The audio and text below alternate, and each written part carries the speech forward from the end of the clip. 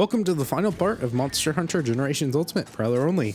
Last time we took on DLC Atal'Ka, the strongest form you can find in the game of Atal'Ka through normal methods at the very least.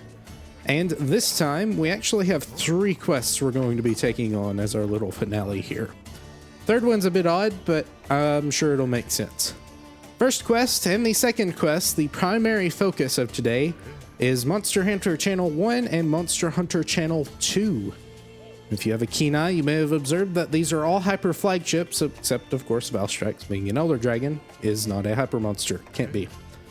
But for Generation 1, you have Rathalos. Generation 2, you have Tigrex and Nargacuga. Generation 3, you start with Lagiacrus and Zinogre as the final monster for the first quest. And then Brachydios continues in Monster Hunter Channel 2 for 3 Ultimate.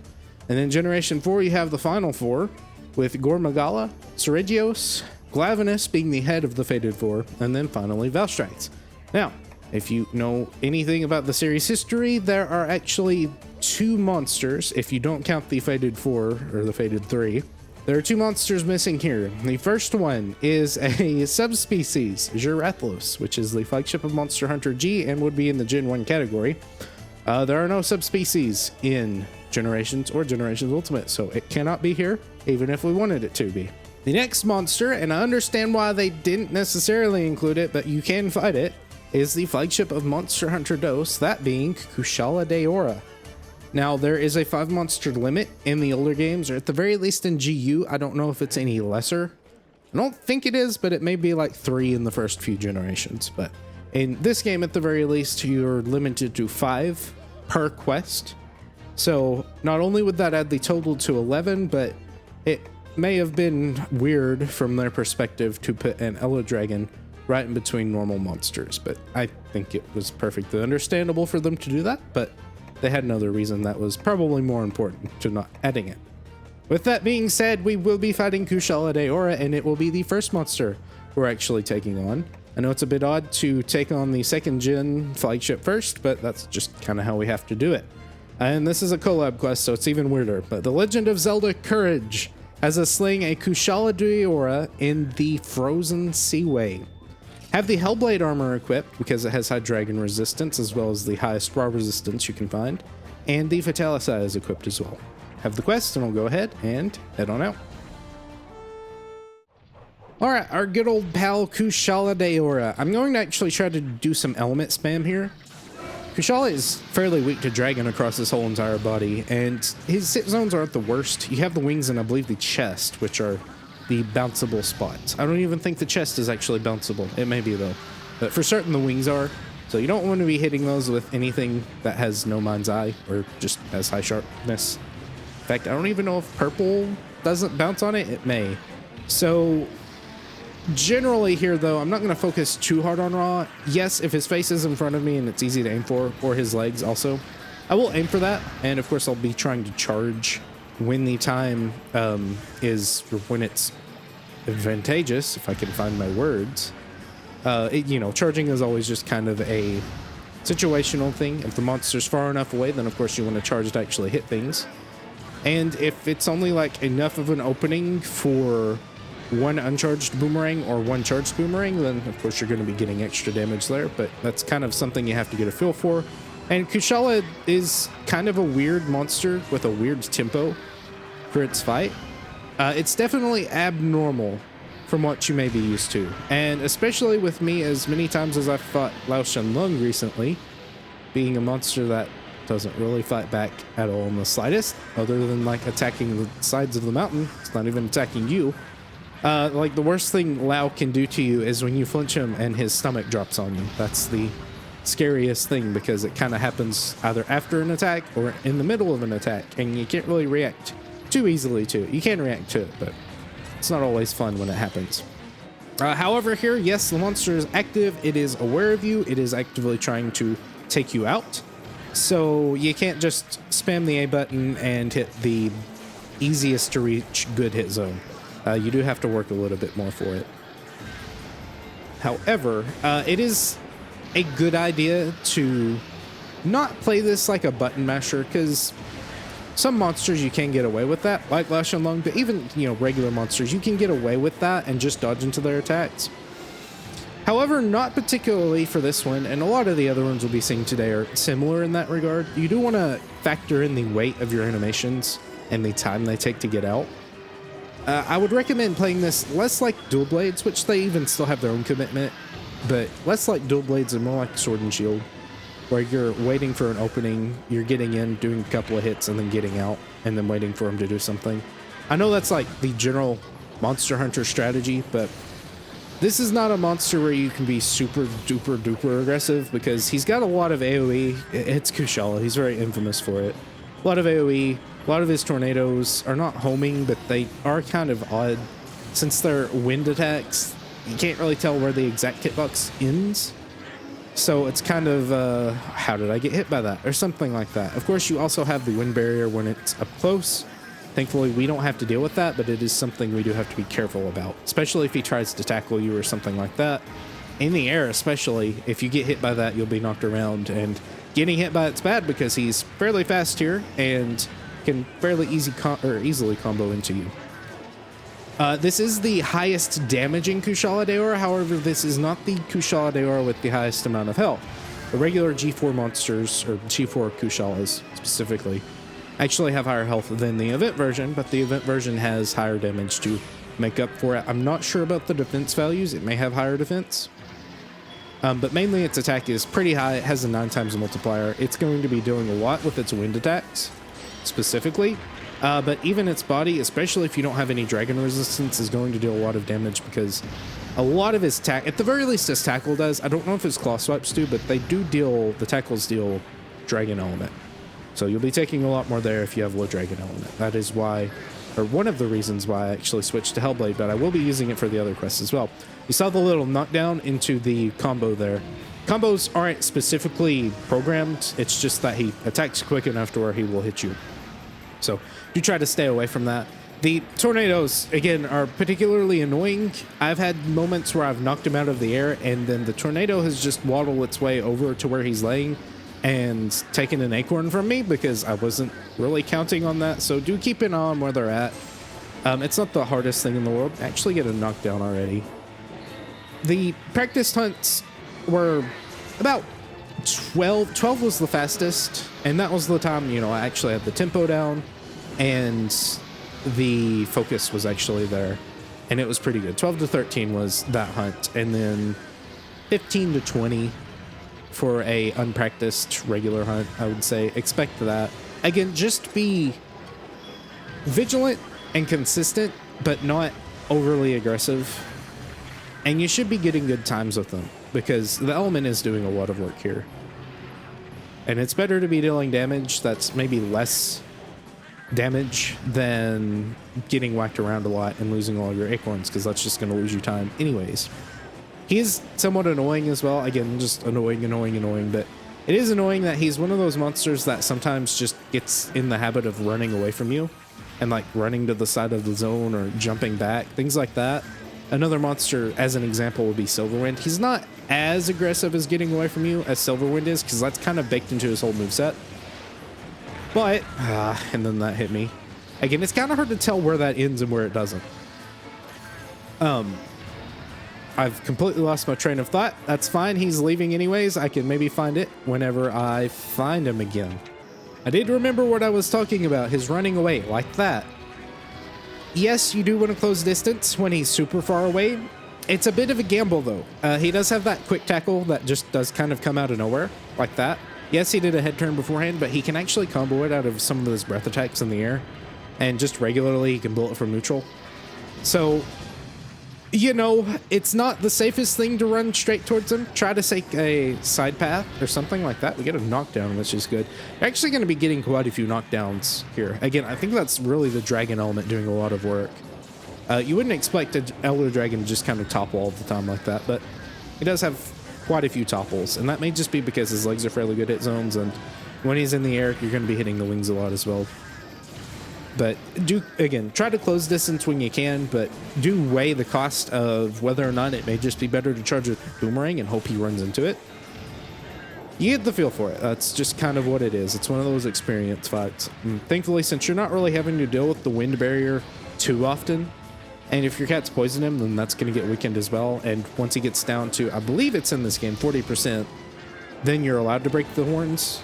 Of course, it's one of those things where you can add damage to the horns, but it won't go below 1 HP before 40%. So you can accumulate the damage over time, but final blow has to be dealt after you get into that HP. However, that may be a Gen 2 thing specifically. I want to say you have to have Dragon Element, though, in Gen 2. That's like a specific Gen 2 thing, but maybe you do have to have that Dragon Element. But you're going to have Dragon Element with a cat anyways, just because you're an element weapon. You like to use element. Unless you're using like poison or something to weaken it, like in a multiplayer lobby or something like that, which isn't the worst thing in the world. I do not remember if you do need actually the Dragon Element to break the horns or not. Either way, again, I'm not going super terribly. Again, I'm just playing patiently. I'm hitting him a couple of times. If I don't think I'm going to have enough time to throw a boomerang, I'm not going to risk it. Unless I'm like super prepared for a tackle or something to dodge into. That is something you can think about. Like here, I can throw this out and be prepared for a tackle. He didn't tackle, he actually fell over. And another thing is, unlike Teostra, he does fall over more than he actually just kind of stumbles. So don't get so used to him falling over that when he stumbles, you get punished for it. Because that can happen very easily. So just do make sure he's falling over on his side before he actually does anything. I do get into the habit sometimes of, unfortunately, readying a Mega Boomerang too early, and then it's just like, oh, wait, no, I'm not falling over yet. I'm fine. Okay, don't get hit by that wind breath. I do get caught off guard by that a lot. It moves slow, but you think it's going to move fast. Again, get the feel for it. That's just kind of how the game works. And you have these tornadoes. They do move around. I think if he's standing on the ground specifically, they'll move around a little bit more wildly. They're always on a set path, but they're not like, you know, always moving the same speed or the same distance. You're gonna taunt. He does also like to tauntalize, so you do have that option. If you're getting a lot of flinches and stuff, you may actually get a lot of staggers to just kind of cheese him a little bit, especially, again, if you're playing with other people. That's just even more free damage. Keep working on this. I'm going to actually spin, get a flinch. I think he was tackling there, so maybe I canceled that. Maybe I didn't, though. Maybe he was just walking towards me. Let's end that. I don't think he has any walking towards you animations, though. Okay, I think his wind barrier went down, so he'll do a little shake-off animation. It's not like a exhaustion or anything. I mean, in a way, it's kind of like a mini exhaustion where you get a free attack in or something like that. Thank you, Geometry, for throwing him into me. Now I'm going to spam the B button until I lose an acorn. That's how that works. Wind breath, I'm going to reapply big. Okay, and he's leaving again. I think he's probably going to go to area 3. It really just depends on how much damage I'm dealing to him, though. Surprisingly, he went back to area 2, which is fine. I'm actually going to throw Flash Bombay out. I do have it equipped. It will be more important for later, and I actually wanted it, so I didn't waste it. Or, sorry, forgot to put it on. You don't need it for these quests that we're doing, but it does help out a lot, especially for the monsters that don't really sit still, because as you can see here, it's really free. And there's that stumble animation that he will not do. Now, I don't think he'll... Okay, no, he does do it twice in a row. I don't know what specifically causes that, because sometimes you can go for a while without getting it, and then like there, I got it 2 times in a row, which is weird. I don't know if it's like a chance. I don't know. There's got to be like something specific, like a random part you're staggering that does it. Or not a random part, but specific parts just do the stumble while actually hitting them. Maybe on the head and the legs. Maybe the topple and then hitting the wings on the ground just gives them a little shake off. Or it's just like damage threshold. I don't know. I didn't do that much research. You don't really need to. I'm getting into it a little bit too much, so I do need to slow down. Just gonna throw that one out. It misses. That's okay though. Stay away from this. He's gonna try to hover in it. I'm gonna keep a healthy distance. Now, I don't remember if he's actually dealing ice element. He can put you in snowman, so maybe so. I know in the newer games it's more just wind. It's not ice element. But if he is dealing ice, I do have negative ice resistance, so maybe not the best option. But this, again, armor set was more specifically for later quests so that I don't forget to put it on. In fact, I probably would be fine to wear a more fitting armor set for this fight, but It's okay. I can be lazy sometimes. Again, it's not the end of the world. Just gotta be very careful about it.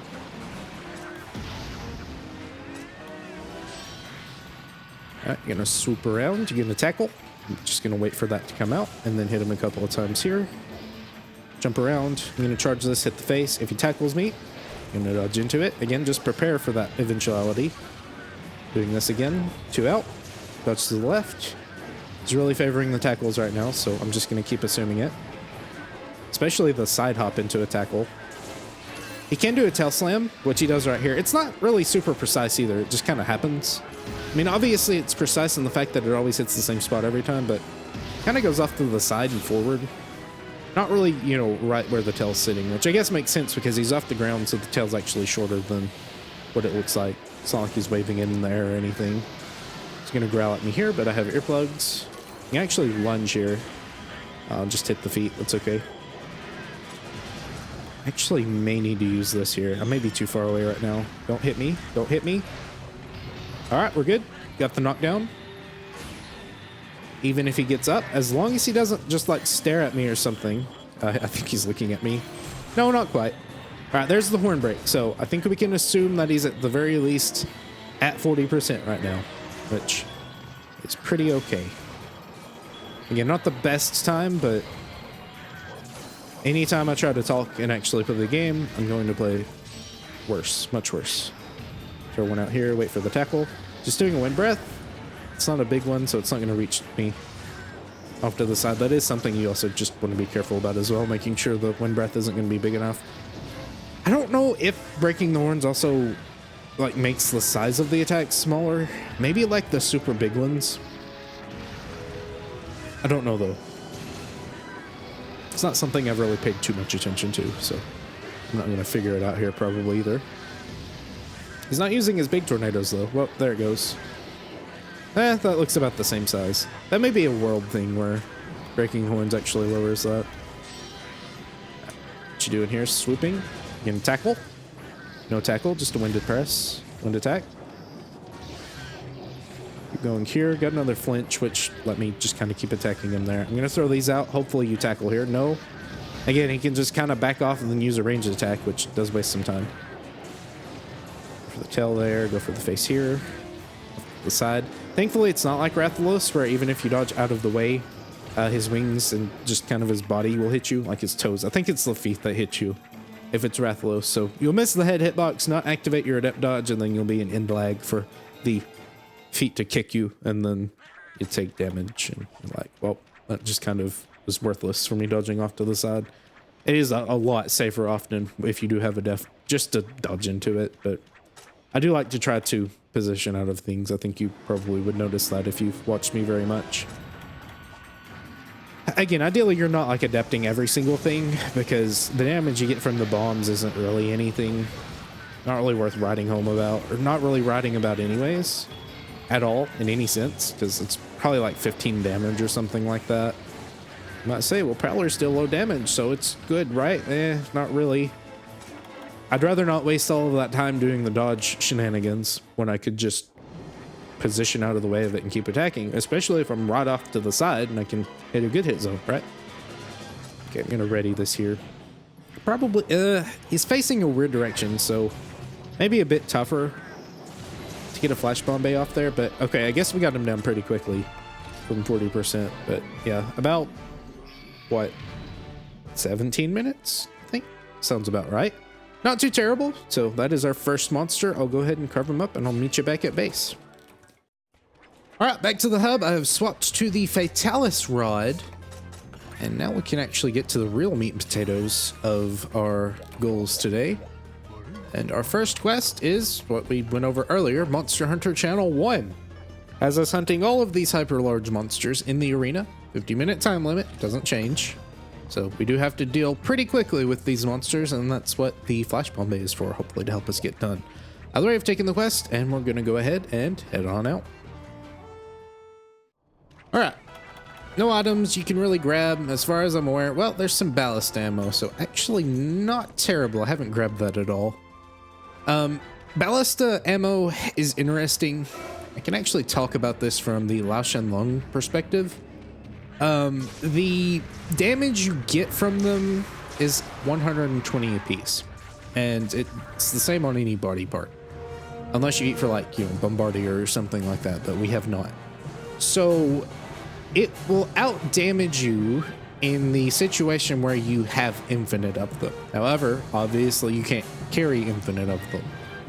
So anytime you have to gather them from a gathering spot is time that you are, and you can be damaging the monster. That's another caveat. Like if the monster is in a state where you can't damage it, like for a while, Lao Shenlong comes to mind because he has two areas where you can't really damage him at all because he's literally where you can't reach him. At that point, it's good to gather because that's damage you can't be dealing anyways. But if you can be dealing damage to him, I was out damaging the ballista that I had to gather, if that makes any sense. So anytime that I could gather ballista ammo while he was in a middle zone or something like that, perfectly fine, go ahead, gather it, grab it, get it ready for whenever he comes around, and I can unload them all at once whenever he appears, and I can actually hit him, and you can hit him from further away with the ballista ammo, so whenever you can't hit him regularly, that's a good option, like whenever he is entering the zone, things like that. But if at any point you are able to keep damaging him, even if you're throwing uncharged boomerangs, as long as you're hitting him, do that. And so that really did help me push along the damage that was happening, because if you're just sitting there gathering 10 points of ballista ammo and he's advancing on the fortress that really doesn't have a lot of HP for what it looks like it should have, which I know Lao's big, but even still, you think they would have been through this before and know how to defend it a little bit better, but maybe they're just fully relying on you. It's just better to actually damage. Now here, it was in the item box, so you can go and grab it. I've tried before to find ballista ammo from these little spots here, and it didn't seem, from what I remember, to be the most consistent. I want to say it's a quest by quest thing where they probably have to like put it into the quest notes, or not the quest notes, but the parameters for the quest. Could be wrong on that though. But if they're in the box, go ahead, grab them, get them ready, because you can actually use them either when a monster's spawning in. That's a pretty good spot to use it because you can't really reach them too easily. You can reach them. However, we've got some plans for when the monster spawns in, so we're actually going to go ahead and try to use those plans instead of using the ballista ammo, but I do have it, and I'm actually going to use it on the monsters that Thunder Element is not good against. You were aware, as I made you aware earlier, that there are 2 Thunder monsters in this quest that do not take any Thunder damage, and yet I'm still using a Thunder weapon. Why is that? Because Athelos is secondarily weak to Thunder Element. Don't hit me, please. Okay, that's fine. Still dealing a lot of damage. It is a hyper monster. I do have very high fire resistance, so that is quite a bit of damage it's dealing. But the next monster is Tigrex, which has a primary weakness to Thunder Element, and Nargacuga also has a primary weakness to Thunder Element. So you're going to have a lot of faster time, if that makes any sense, dealing with these 3 monsters than if we were just using regular raw. I found it actually to be better to use the element. I'm not going to say worse element, but just the element that was, even though not doing anything to 2 monsters, it was actually doing something to 3 monsters. That was giving better times than just raw, by a good margin actually. So I'm doing the same thing I was doing with Kushala. I'm not really focusing too much on hitting the best hit zones all the time, unless obviously I have a good opening for it. I am trying to deal element. I'm trying to get element dealt out here. I do have element attack up on. That means I'm going to be dealing even less damage to the monsters that don't take any Thunder Element damage, but it's still pretty good. It is completable. That is an important thing to make note of. Do not slouch on your Mega Boomerangs still, though. They are still really good damage, especially on Los and the 2 monsters that don't take any Thunder Element damage because they're taking more damage from this. And even Nargacuga and Tigrex are still taking more damage from Mega Boomerangs, but you don't always have the openings. Tigrex has actually a lot of openings, and Nargacuga has a few as well, so you can't actually punish them. In fact, you can probably punish them quite a bit easier. Geocryst has a lot of openings. I mean, these are a lot of opening monsters. They have pretty clear ones and pretty infamous ones. Geocryst a lot of times has charging bolt attacks. You can either find a sweet spot to avoid them, or like the little blue bolts that'll shoot, like when he curls up and does it. That one actually lasts long enough where you can always get a Mega Boomerang off fairly safely. Zinogre is Zinogre, you know, charging up. That means he's going to have a good amount of downtime whenever he loses his charge state, so you can always count on that. Rathalos is probably, honestly, the more difficult of the group, so it is actually pretty good that we can use Thunder Element against him. Nargacuga has some combos and stuff that are pretty clear, as long as you know he's doing them, that you can punish him with Megas, and then Tigrex also is very similar.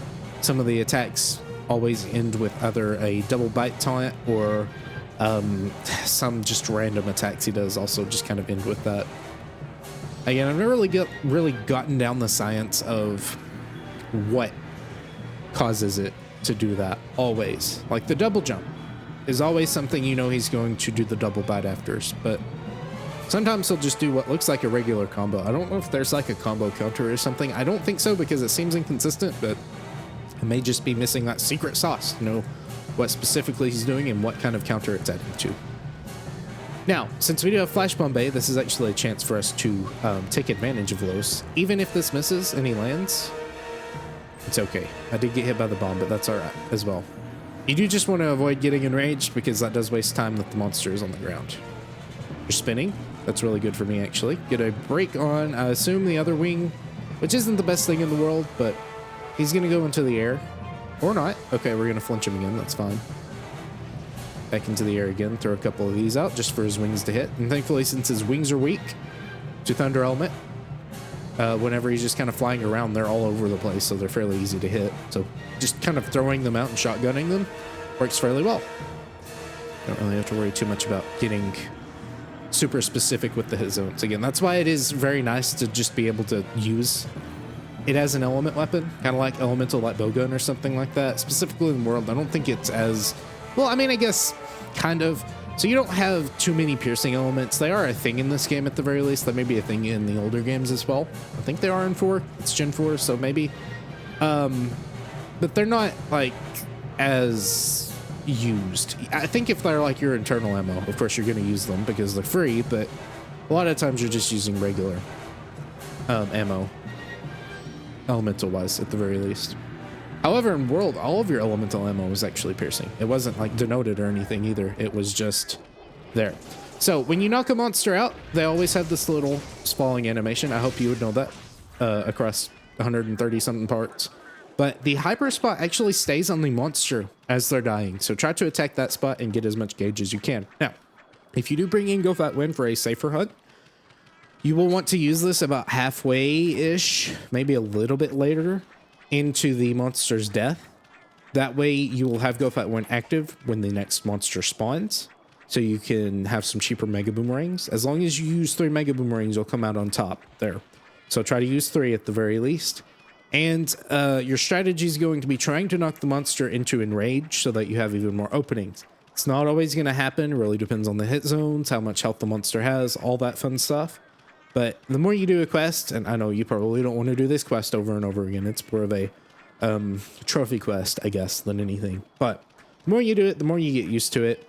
I want to say Nargacuga and Tigrex don't enrage super easily with this strategy, especially considering the fact that I don't have Go Fight Win, so I can't trigger it. But we're going to try to still do it.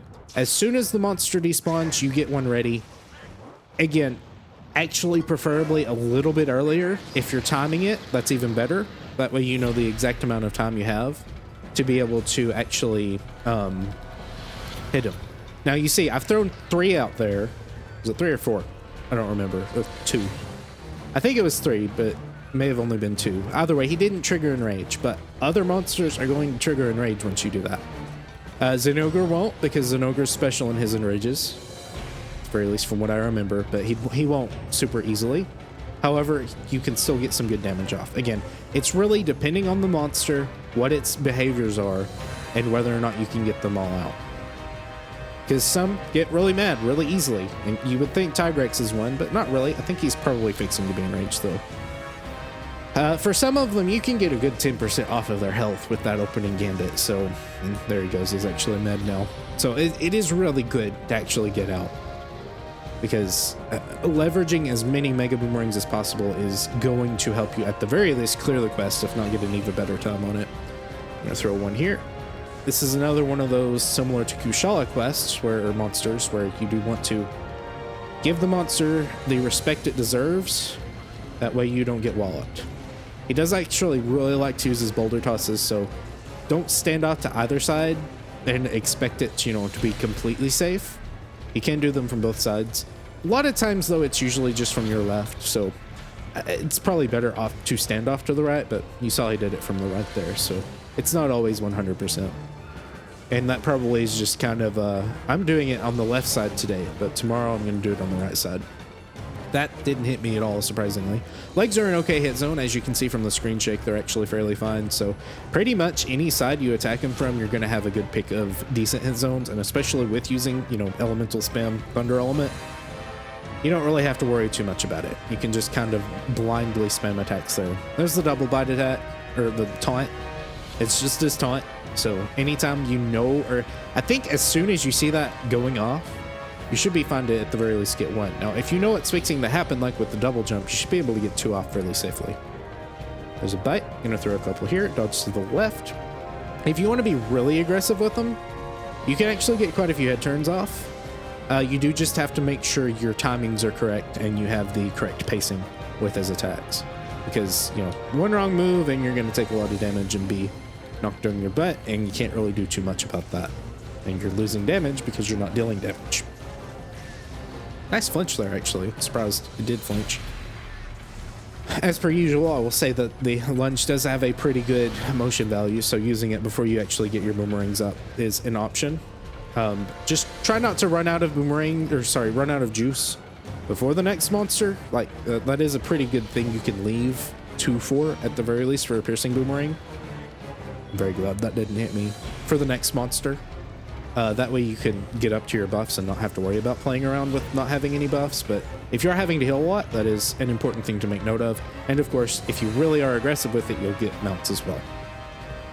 But really, it's probably more for damage than anything. The mounting is a nice bonus.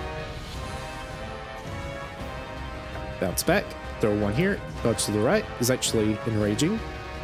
I'm gonna get this thrown out here. And yes, when I'm at, okay, well, can't really do it right now, but when I'm at 9 bars of gauge, I really should use a flash bomb to be able to burn the gauge I'm using, so I'm not wasting any of that, I gather. Doing the bite taunt again, bad time for it. I'm a little hungry right now, so can't really save time to attack you, but now I can. Couple of boulder tosses going to the right. That can end in a spin, so I was waiting for him to do it, but he just kind of canceled. Guess he got a little afraid. All right, gonna go ahead and soothing roll here. If you have free soothing roll, do it. Do not be afraid to be aggressive if you have that option, because that is on command. You don't have to worry about weird hitboxes, follow-up attacks, anything like that. So, you know, if it's gonna let you get in a couple of extra boomerangs or something like that, go for it, because it's free. But even when it's not free, it is still an option. I'm surprised that did as little damage as it did. I do have both of my defense buffs up, so that's probably why. Face here, dodge, that won't hit me. The boulders do fan out further away. Just kind of a curve to, I guess that's what fanning out is, obviously. So they're not super wide, like you can position around it fairly safely, but if you are a bit of a distance away, do try to just dodge into it. It is safer. If you have, of course, the timing down for it. If not, then just give extra amounts of time to actually dodging it. I'm gonna throw this out. I'm not going to apply. I could have applied big there. Certainly would have been safe, but it's okay. Do make note of also when he is out of enrage, because you do want to expect him to go into enrage and then be able to punish it accordingly. Throw this one out here. Boulders. Don't like fighting around ledges, but I guess I'm choosing to do it. Get far away from it. Actually, throw this out here. He may, yes, he's attacking my cat now. I do believe Go Fight Win and Horns just in general have a taunt effect of sorts. I mean, I think Hunter Horns have always had that kind of taunt effect, so I do believe it just kind of applies it to Cat's Horns as well. So you will draw a little bit of attention occasionally, not all the time though. Really just depends, honestly. I'm gonna spin here actually.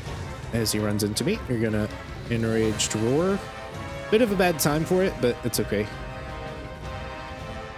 I'm actually going to hold this here and throw it into him as he runs towards me. If I did not hold it as long as I did, I could have got the second one out as well, but that's okay. I'm going to take advantage of a free soothing roll there. Throw one out here. Here comes the spin. Just dodge into it. I'd rather not try to position that because he does throw his arm out fairly wide. So you may just get hit by your backside. Got an arm break there, which is pretty good. Throw one more out here. Okay, tried to dodge that. Didn't work out quite well. But even if you're like at 9 bars of gauge, you can also just kind of spam soothing roll.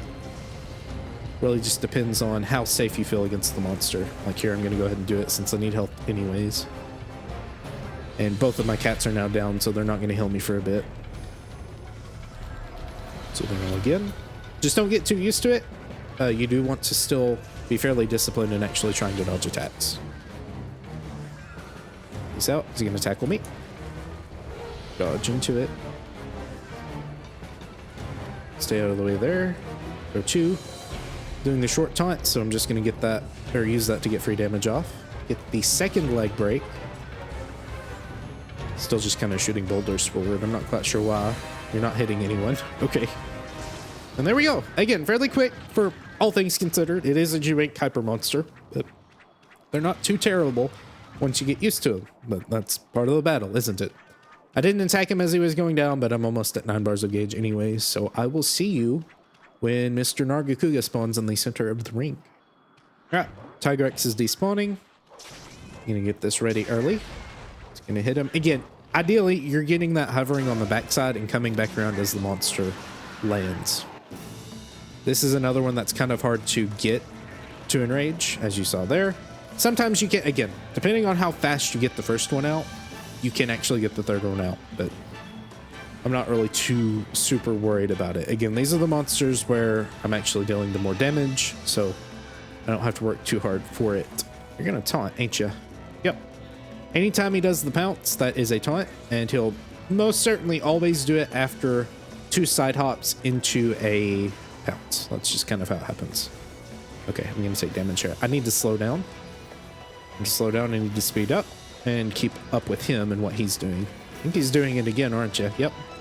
Again, fairly predictable. Sometimes, though, he will not do the double hop into a pounce. That is not something he will always do, and it just depends. He may have just done 2 single hops together. He may chain the double hop into something else, but the pounce always comes after the double hop, and you know he will do a taunt afterwards. Well, okay, I say that. I want to say I remember him not sometimes, but for the most part, you can. You know, just kind of assume that. Do get some distance, which you're going to try to get anyways, just because melee monster and all that fun stuff. Like here, I'm perfectly fine. I could be hitting the arms. Arms are fairly weak to thunder, but I think the raw hit zone's bad enough to where I don't want to be hitting it too much. I do have purple sharpness, but that doesn't really change anything and just makes it so I bounce less. Doesn't mean I'm dealing more damage or anything like that. The arms here, he's going to head turn towards me. If you're playing a little bit closer, you can punish that. I don't think that'll hit me, so I can actually spin here. Tail Slam is also another attack you can fairly easily punish without too much danger afterwards.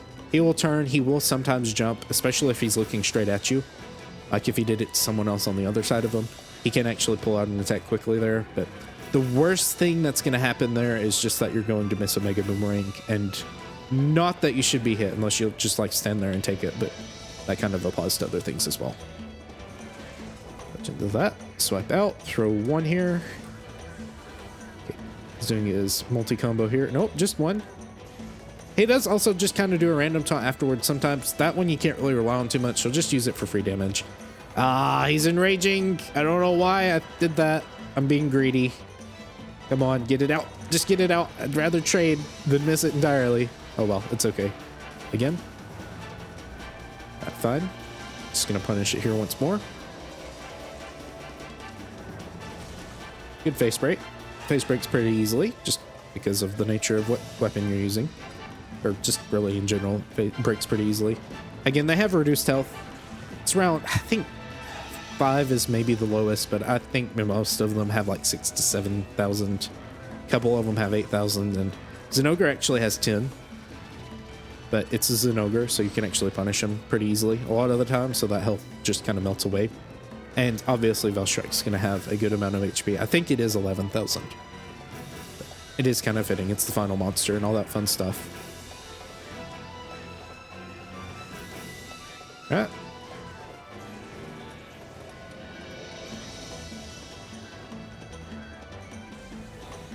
Okay, I thought that wasn't going to hit me. It does reach pretty far. It is a Nargacuga tail. Just going to soothing roll here. If he jumps to the side and you're not sure what he's about to do, don't be afraid to soothing roll there either.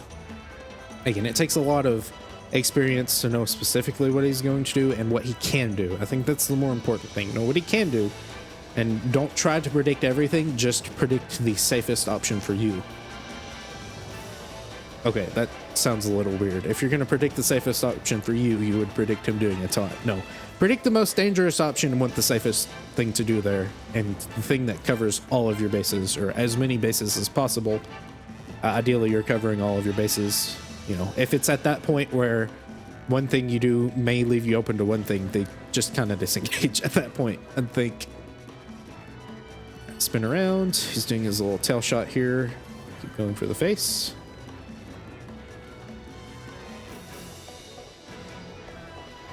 Okay, I expect a side hop here, yes. Not a side hop, but a lunge. Okay, I was going to try to spin there, but I guess he didn't really want that. That may hit me. It does not hit me, actually, which is good. I'm going to ready a soothing roll here because I'm a little bit too close for comfort. Thankfully, the flinch goes off. Lunge, just soothing roll here. If he continues the combo, I can be prepared for that. Completely ignore the final pounce and punish him with this. Throw a couple of these out here if he tackles towards me. He doesn't really tackle, he lunges. So you don't have to worry about that, thankfully. I'll apply big here. He's going to look at me, so I'm going to throw this out. I assume he's just, yes, doing a side attack. That was very close, actually. I think I was hit by the wind effect. Not the actual wind effect, but okay, well, that's my bad. You know it's bad when you're getting caught by very telegraphed tail slams. Like, that's the number one thing of Nargacuga you learn to avoid. That's okay. Second acorn is now down. Ideally, again, you're not losing acorns, but for me, when I talk, it's kind of inevitable. I think we've established that. Jump around. Keep doing it. All right, apply this here. Maybe would have been better to punish with Mega, but that's okay. Safe plays is what we're going for here. Consistency and safety. While still, you know, dealing damage, because that is fairly important. What you doing? All right, tail shot. Couple here. Pounce. No pounce. Flip. Charges this one. Throw a couple. Soothing roll. He's enraged. Throw a mega. Again, it does miss sometimes because he does do the jump. Just gonna wait this out. See what he's gonna do. Okay, we're good. Throw that out. Go ahead and soothing roll. Didn't know my cat was doing that, since I didn't see him. Again, any cat horn noise is the same, so you don't really know if they're healing you or not. You need visual feedback for that. I'm not actually going to throw this out here, since I wasted enough time doing a soothing roll. Okay, assume a hop.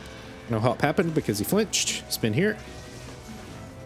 Dodging under him. Very good. Okay. Here we go. Doing more. All right, very good. Now I'm a little close to him, but I think he'll be fine. Okay, back hops actually.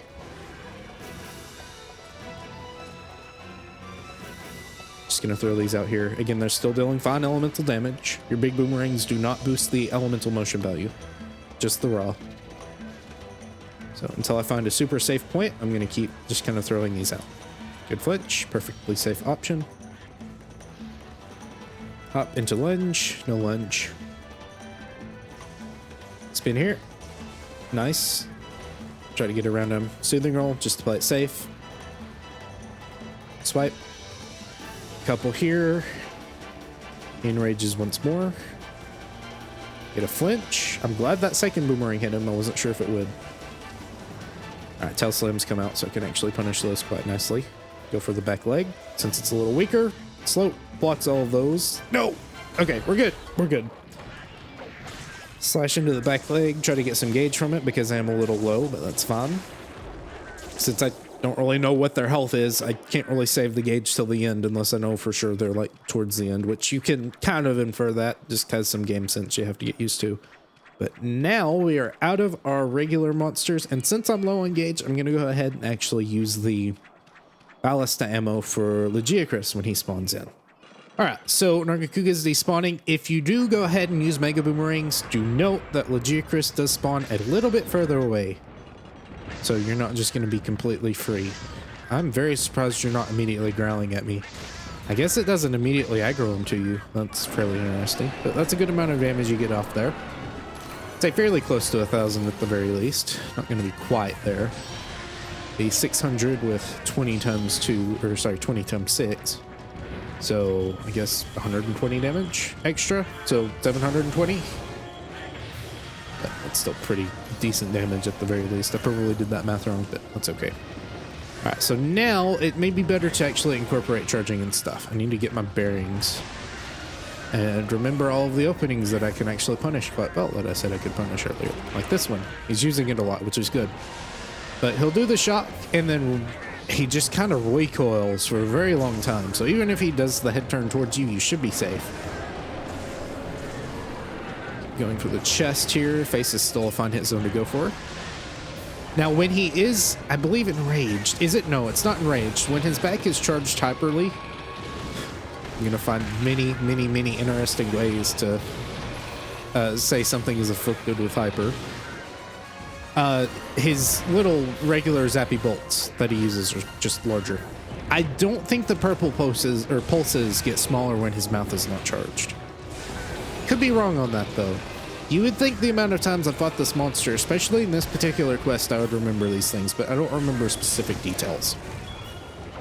Getting close to him is a bit sketchy because he does have that, he's a very long and spindly, I guess, body would be the right term for it.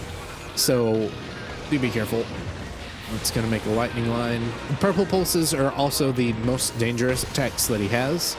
I do not have good thunder resistance, so it is going to deal quite a bit of damage. Here's another attack where you can find the sweet spot and punish. Still going to do a lot of damage if you get hit. The most dangerous one, I would say, though, is the charge bite. Just due to the fact that it has fairly decent tracking and the AoE is absolutely ludicrous.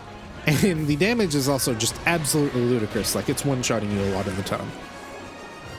I'm not going to use Mega Boomerang there. I'm just going to try to keep charging up.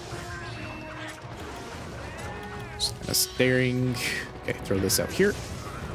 Doing a hip check. Just stay out of the way. The tail does not act as an entire hitbox. It's not like a straight hitbox at the very least. So you're pretty safe to avoid it there. Limited pulses here. He's growling at me now. I need to get my gauge back up, so I'm just going to attack the face. Attack him whenever he does these charges, like so. Thankfully, since you do have 184 raw and purple sharpness, that's actually the same raw, specifically, as the Nargacuga Shuriken. So you do lose however much affinity. I think it's either 20 or 30% affinity, which is a good chunk. You know, you're going to be dealing less damage here, but I think the extra damage you're dealing on Los and his flying wyvern friends, I think that's going to out damage the extra damage you would be dealing here. Specifically for, well, not even specifically for Laggy, just for both Laggy and Zinogre. Because, yes, you do lose the thunder damage that you're dealing, and the purple sharpness does augment that as well, but you're still dealing, at the very least, the same base raw. And I still want to say, like, you don't have negative affinity. I think I have, yes, 20 from critical up large. It would be 40. Either 40 or 50 with the Narga Shuriken. And if I wanted to push the affinity up even further, I would be using critical up small. Of course, that would be being used with the Narga Shuriken as well, because that has no element, so element attack up is wasted on it. And obviously, if you have DLC skills, you can use Thunder Boost to get cheaper element attack up that's better, actually, because it scales better. This one out. He's going to look at me. I'm throwing this out. I could have gotten another one out there. I didn't notice I'd go if I went active fast enough, though. Another place I could have gotten one out. Again, lot of punish as you can get here. He just really likes these slow attacks. And I'm perfectly fine with that. Dodge into that, get behind him. I will say the side pulses there from that purple ranged spit do fan out very far. So do be very careful about that. And also after the tackles, he can do a charge bite.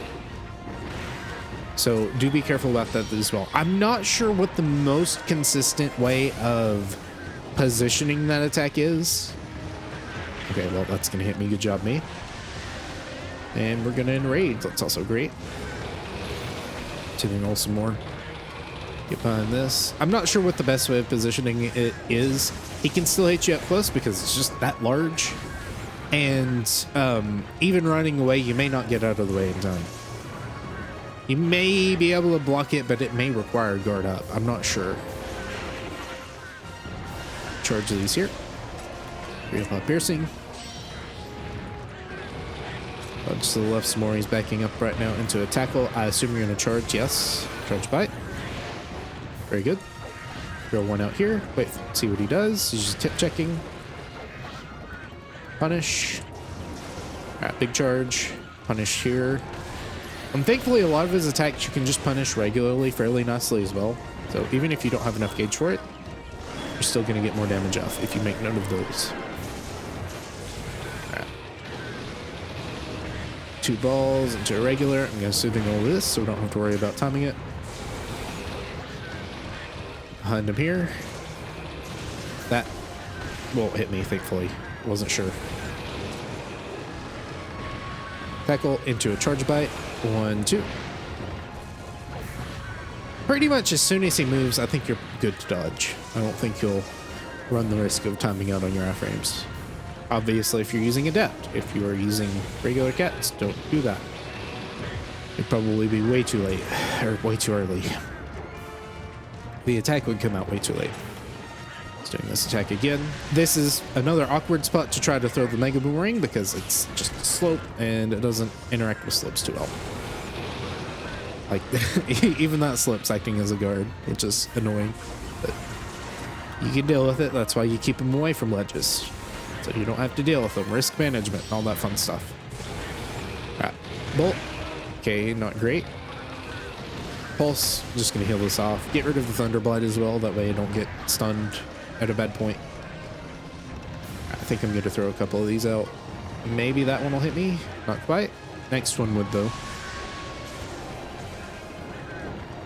Again, he really just loves to spam that one. And it is not threatening really in the slightest because it takes so long to get out. Even without hyper, it's not like it's, you know, augmented to be slow by hyper. I am at the point where I will just flat out die to a bite. So I do need to try to manage that correctly. Back up to full. Again, I don't think I'm safe here though. Even with all of my buffs, I'd still just assume it's going to one-shot me and play around it correctly. Alright, good. Going. Reapply this. I could punish this. I really could with Mega, but would have missed there, so probably not the best. And when I say I could punish, I mean it's safe. Not that it'll necessarily hit all the time. That's just kind of, you know, the risk you run when you're trying to weave them in between longer attacks. You may just end up missing entirely. And he can do a 180 with that, so it's not like he's, oh, you're behind him, you're safe. No, he'll just turn around. Okay, that wasn't even aimed at me. If I had known that, I would have thrown a Mega, but it didn't happen. Okay, here we go. Generally, diagonal is the sweet spot. However, I can time it, or not time it, but I can do it weird. And, like, be kind of diagonal, but not diagonal enough to where it won't hit me. And I wanted to say he can kind of position weirdly, too, to where it'll still hit you even if you're diagonal. So, do try to get an idea of where the safe spot's going to be when they get to range. Okay, dodge out of the way. Go for big. Bolt. Good. Comes the bite. Swipe. Dodge into that.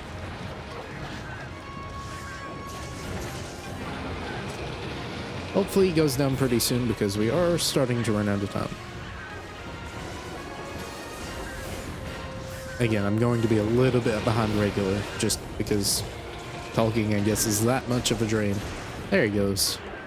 All right, should be attacking the tail here to get that extra amount of gauge.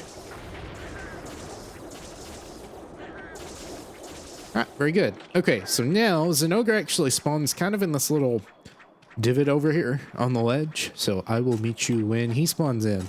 And hopefully, we got 12 minutes. I think we'll be good. Unless I just completely fell, which is possible. All right, Laggy's despawning. Get this ready. And thankfully, since Zinogre does not roar, he just kind of cracks his neck.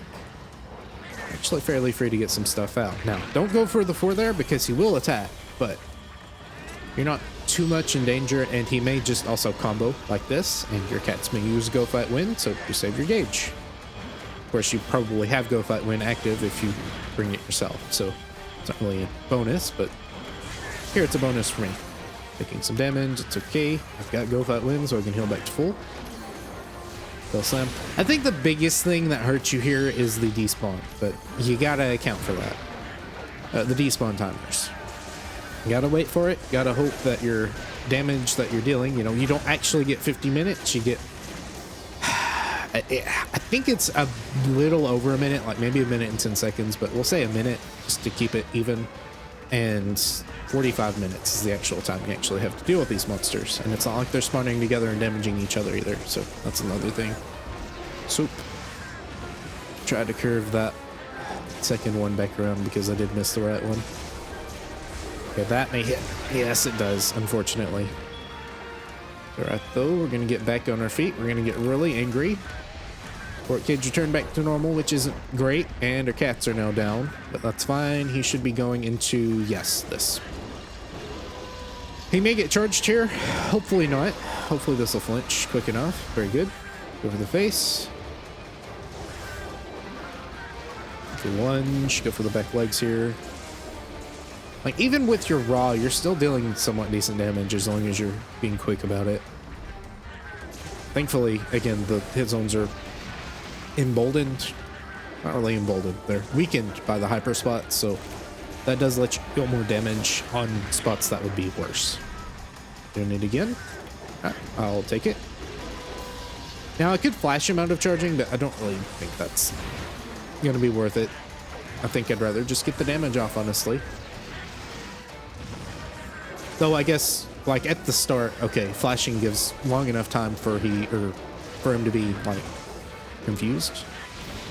So I guess if you really want to delay him getting into his more dangerous state, that is an option.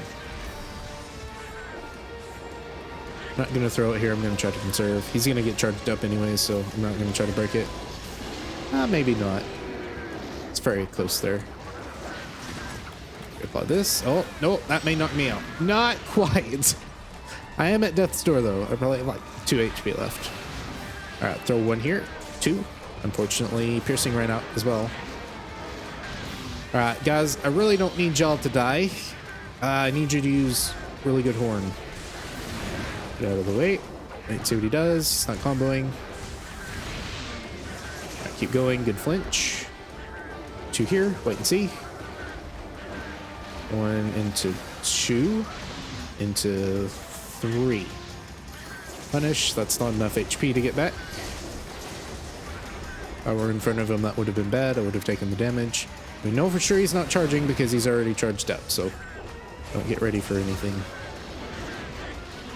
Couple of bolts there. I know they're balls, but lightning makes me think of bolt. They're Fulgur bugs, really, but they're lightning balls. Careful. Say lightning, I think of bolt, because it's a lightning bolt. But really the things that are bolts are the things that I called bolts earlier, which were the Geocris things that he kind of charges up and shoots out. We've seen them already. I don't have to talk about them too much. Alright, comes the growl. I think I'm safer. I don't know if the last one's like... No, they don't. I can't. So I think that's set. Maybe not, though. It may not be set where they go. But I think it's very similar to Cured in that regard, where there's a sweet spot.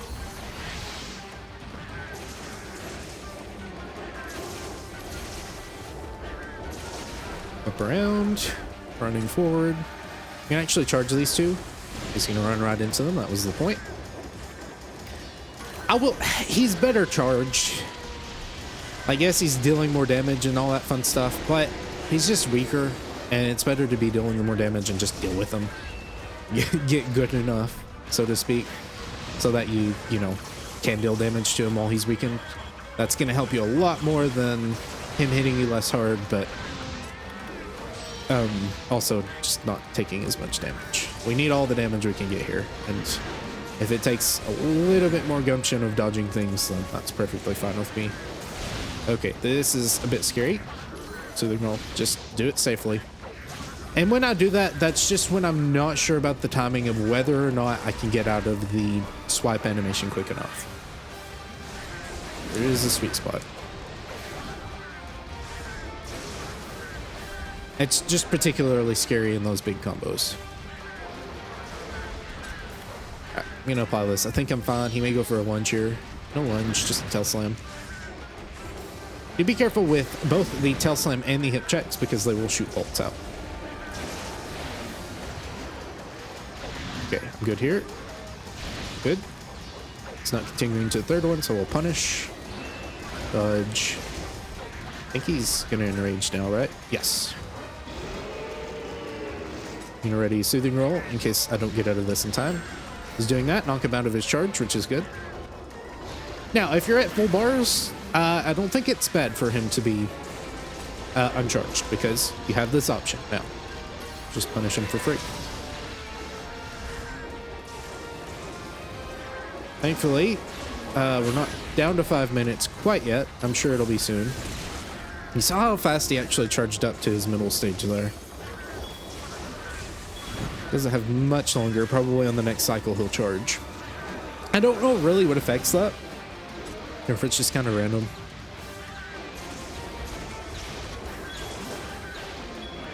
Whoop. Punish that. Okay, he's charging again.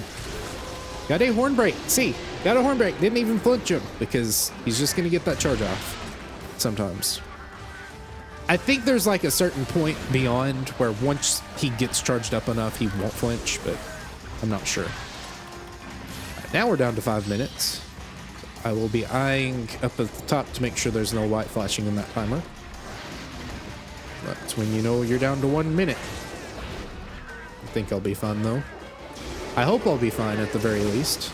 Good damage. They're 1 and 2.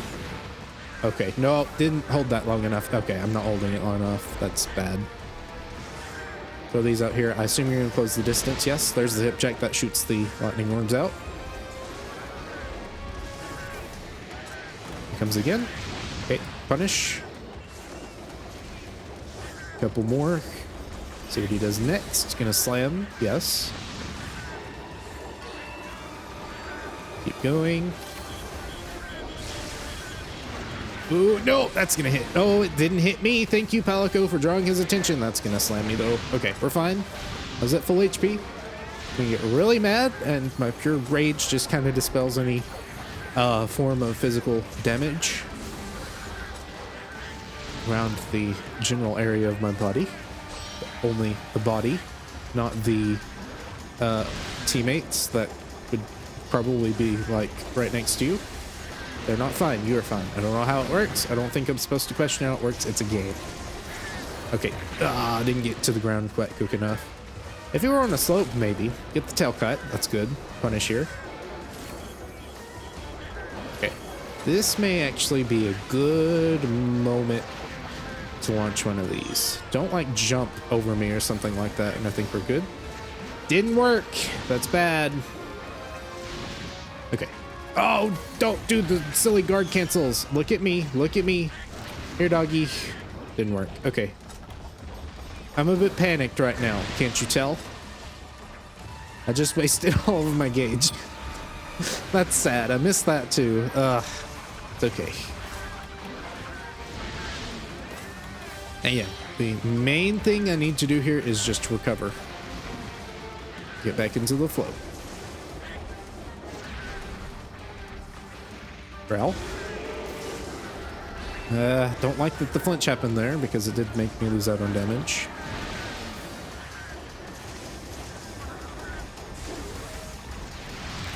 Oh no, that's bad. Okay, we got 2 minutes, 24 seconds. I think we're good. I'm gonna keep saying that and maybe hope that it manifests itself. But this is going to kill some time. It's gonna kill a lot of time.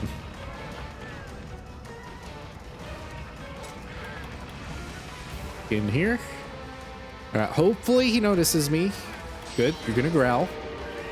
No, why did I use camouflage? I thought I was on the right one. I'm doing everything in my power to make myself lose. That's the whole point, right? Tensions. Haha, very funny. Again, you should be on low enough health. Oh my goodness. Ledges. We know how they are. That's how you lose. You just kind of throw it all away at the end. So don't lose your cool head. And you'll be fine. Okay, this is a good chance for damage. Good break. Means I'm doing damage at the very least. Needless to say, yes, the practice time was much better than this. Alright. I assume that's fixing to start flashing white any second now. Well, I had 224, not 124, so I've got a very short amount of time. There it goes. Okay, we got a minute left. Just be very quiet.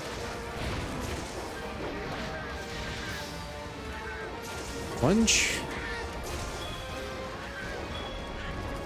Go out here. You're gonna charge? Yes, very good. And there we go. 40 seconds left. Yeah, it's a bit of a gauntlet. It does very much sting to lose after wasting 50 minutes. Which I guess if you're carving everything, you're not wasting 50 minutes, you're still getting carved materials, right? But still, it's a gauntlet for sure. And obviously, again, if you're like focused and you're not, rambling about mostly unimportant stuff, you can get better times, most certainly. And if you're using gathering cats and you're actually used to how gathering cats work and not just, relying on adept dodges too much, you should be good. Either way, the first 5 monsters are down. I guess the first 6 are down. And now we'll move on to the final 5. All right, Monster Hunter Channel 2. I have not changed any skills, but I did change the weapon to the Celestial Squall. Not the Celestial Squall. Yes, the Celestial Squall. I get it mixed up with the Rarity 7 version. This is not the right thing. I am doing Great Start. Great Start. Yes, Celestial Squall. It's good because, let's see. Brack is obviously weak to water. Lavinus is weak to water. Seregios, I think, has a slight weakness to water, which is still usable. And then Velstrikes is weakest to every element. If that makes any sense. He's weak enough to every element except Dragon. So he'll take equal amounts of element from any element. So he's kind of a wild card there at the very least. A good wild card of sorts. But whenever he is charged up, his dragon spots that are charged up with dragon, as I've said before, do not take any elemental damage. So mainly, I think I'm actually going to try to get a little bit more scrappy here. Gore does not, however, take any water damage. So I kind of think it's a little weird. He's like a disease monster. I think washing him off would maybe, kind of hurt him or bug him at the very least a little bit, but I guess it's not that kind of disease, is it? Mainly, we're going to be being scrappy at the very least, getting up close and personal, because that's a lot more favored here against these monsters, as opposed to the last 5 that we've fought, and also gave better timings in practice and all that fun stuff, as long as I don't get hit too much. I will try to be a little bit more quiet during this quest. That way I can maybe show off how it works a little bit better. But Gore is going to be the best monster to punish with being scrappy, because his legs are weak enough to where you can get a lot of topples from them. And since he's not taking water element damage, it's going to be more important for us to be more aggressive against him. And also, his moveset just kind of favors melee more. You struggle, I struggle, let me say it this way. I struggle a bit more against him with ranged positioning, as opposed to just kind of getting right under him. Yes, you don't get your better head hit zone, but the legs are perfectly serviceable. Definitely going to be using Flash Bombay here. Not necessarily against Brack. I think Brack takes enough water damage that it's perfectly fine to just attack him regularly. Unless he's like very obviously raging or something like that. Throw this out here. Alright, punch. Punish from range. And thankfully his like entire front half is charged with hyper right now, so he's going to be taking a lot of damage. Okay, that was bad. So I think I put the input in before I changed his camera, but I was holding right there, and obviously it did a right dodge, but it would have done a forward dodge if I were facing the camera the right direction. Didn't quite happen. That's okay. Throw this out here. I'm going to assuming it'll get rid of Blast Blight. Blast Scourge, I think, is what it's called. I don't remember. I think it's called Blast Scourge sometimes, which is a bit weird, but it's easier to remember. Finish this. I'm going to actually lunge. Doesn't turn, though. That's okay. Couple here. Once again, lunge. Just keep doing it until I actually hit him. Okay, he's being a masterful evader. He's enraged. He will do these throw out attack, or these line attacks twice in a row. Good thing to punish. Commentary does go downhill, but that's okay. There's another one. Okay. It is sometimes safe to counter those. Not consistent, though. He will act fairly quickly out of it. So, if he's aiming for someone else, go for it. But if not, then play it safe. Throw this out. Keep going. Be very careful about the tail hitbox there. If you do dodge the punch, it can still hit you.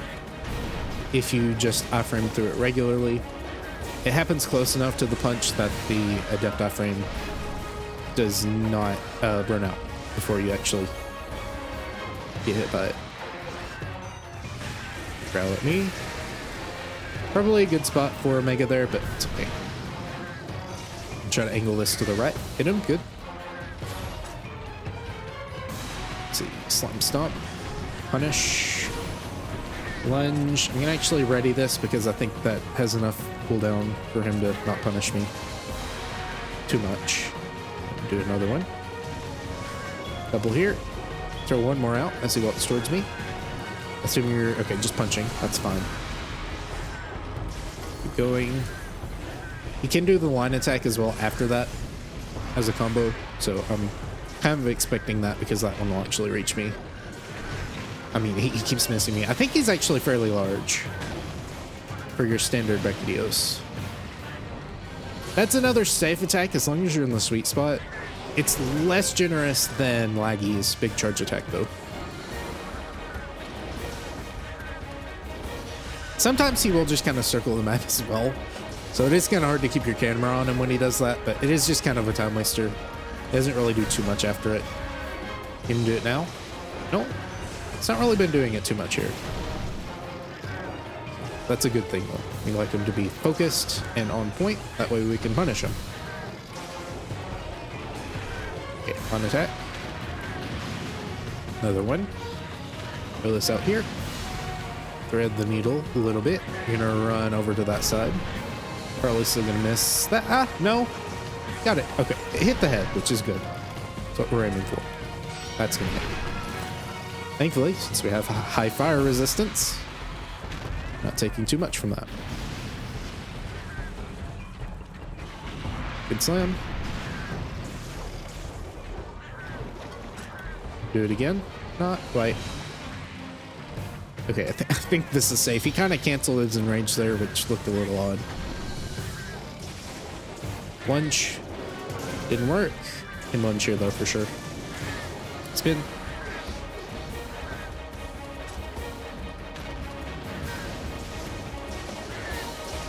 There we go, good mount.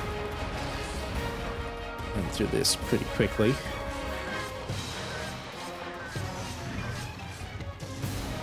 Again, we have earplugs, so any roars we can just kind of ignore. And once we get down from here, I can Mega Boomerang. If I really wanted to extend it, I could use a Flash Bombay as well. But I'm not going to go ahead and do that because I don't have so much gauge that I need to burn it all at once. And I'm pretty sure you're probably fixing to go down. Brack goes down pretty quickly.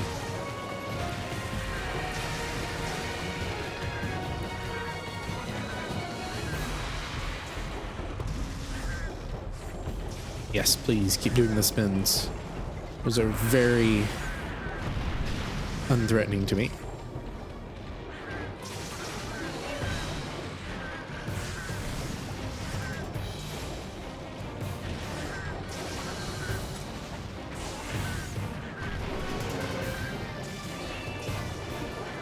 Yep. Okay, good. Again, as long as you're targeting me, it's fine. And as long as you target them when they're somewhere else and like not right next to me, it's also fine. But if they like slightly move his attack direction to the wrong side, that will throw me off completely. That's why hunters a lot of the time don't run cats. Just because, you know, they can throw that off. But again, cats provide to me a lot more than they would to a hunter. They're cats. It makes some sense. Cats help cats more than they probably would help humans. That makes a lot of sense. They synergize, all that fun stuff. Not that they're bad for hunters, but I will say increasing your ability to use more damage dealing support moves is a lot more useful than just giving you infinite stamina for a time, unless you're like Bo or something. But either way, Breck went down pretty decently fast. 9 minutes. That's certainly not any of my best time, but that's okay. I believe Gora is out next, which is going to be the second most difficult of the entire group. So hopefully we can get rid of him as quick as we can at the very least. Ah, despawning. Get that out. Gora actually does take a while to fall. So this is definitely one of the better ones to actually force to engage. Ah, if that one just comes up too late there. A little unfortunate. That's all right. Sweet. There we go. Again, just a little bit too late, unfortunately. Tackle. Again, I'm going to try to get immediately in under him. What's that little frenzy ball? Stay right down here. You can do slams and stuff, I believe, in the air. And even, I don't know if he deals dragon damage or if it's like its own thing. Just raw, I guess, would be the point. But he does deal a lot. You would expect that from hyper monsters, but, you know. Breath attacks just deal a lot of damage. This is probably the worst attack because if you're off to one side and you dodge the one that comes from that side, you still got to worry about the other one coming around and exploding in your face. So try to, you know, keep an eye on that if you're off to that side.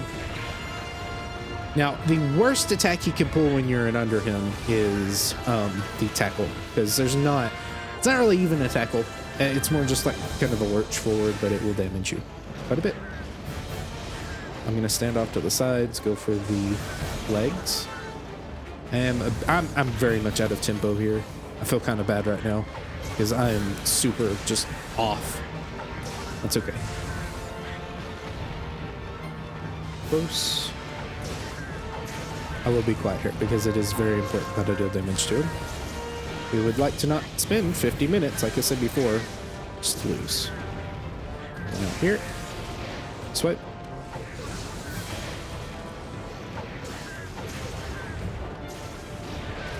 I'm glad that actually activated.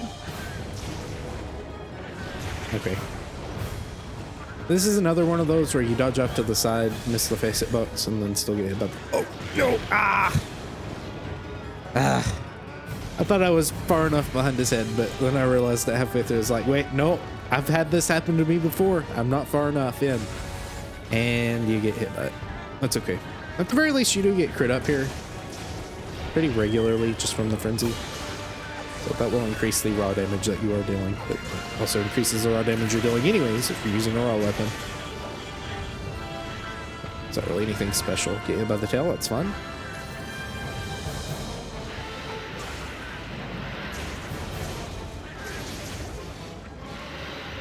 You're like growling, ain't ya?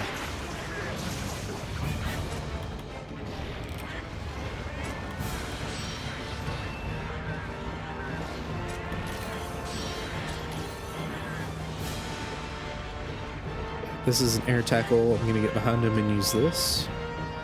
Ideally, you look at me. I'm gonna try to cut you off there, though. Didn't really get a lot of hits off from that, but that's okay.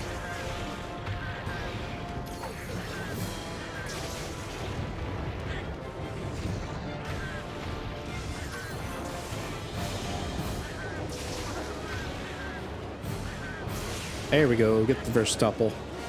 Again, when I said I'm going to be quiet, I'm going to be very quiet.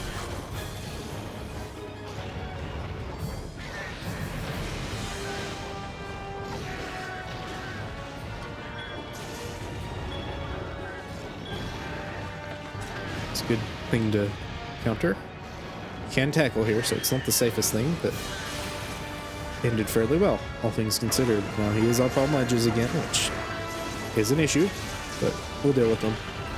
In general, just fighting a monster melee style will end up with you moving around the map. You're not like anchoring yourself to a position or anything since you're chasing him. So he kind of gets to decide where you're going. Now that he's in super form, we do have to watch out for the melee slams, but they're actually fairly telegraphed and pretty nice to just dodge into to get behind him. Tackles are very annoying though. Okay, throw this out. Go ahead and heal. That's right.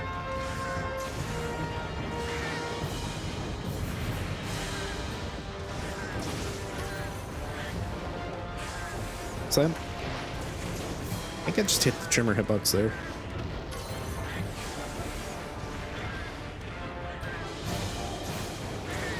Spin. Just kind of hit the wings there. That's fine. This is a good spot to spin. It's also good to get an idea of where his wing arms are going to be.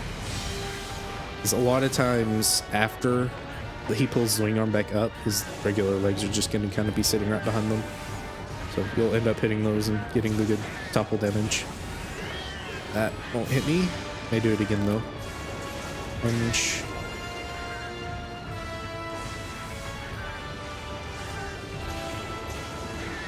Lunge into spin. Good. Throw one out here. Okay, side hopping.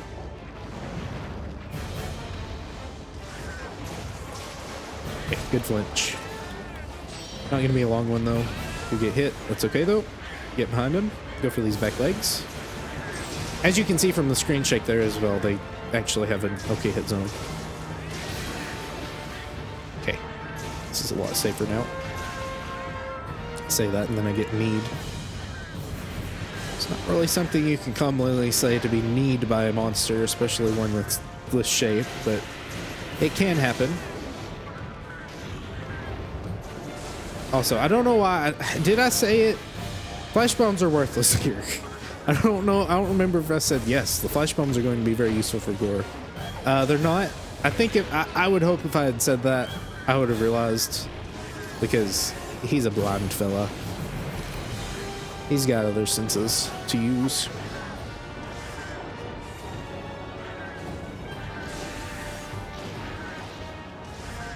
Going. All right, you can do that. Just dodge into it, or not dodge into it, but I-frame into it. Behind him, go ahead and do this and spin. Get the knockdown. Again, that's what you're pretty much just fishing for. Get you a free Mega Boomerang at the very least. Go ahead and lunge here.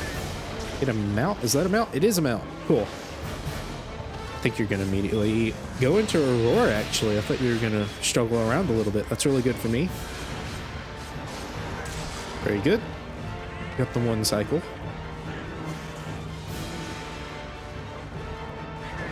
Get two of these out at the very least. Now, if you are using a blunt weapon here, and I believe that was the one I originally used to complete this quest solo, was the Bloodbath Hammer, you will be getting knockouts. However, I think this is a more consistent option. And I need more consistent options.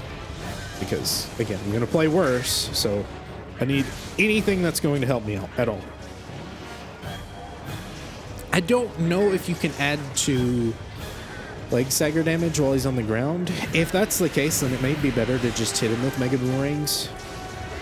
Realistically, yeah, it makes sense, right? Your legs don't magically just become this solid wall of unshakableness just because you got, like, poked over. Like, I feel like even more they would be susceptible because they've already, you know, been trembled over once. I'm saying words. Words are good and fun. But again, once this guy's down, this is going to be the tankiest. Oh, the tankiest. Val is very tanky, but the one that's going to put up the biggest defense against your elemental strengths. So you have to be a little bit more smart about fighting him. But I don't think he's going to survive as long as Val is. I think that would have been a great spot for a Mega Boomerang. But that's okay. Spin. Don't get hit. As you can see, again, a lot of his melee attacks do just kind of end up with you spinning an under him or something like that, which is the important part. Another knockdown.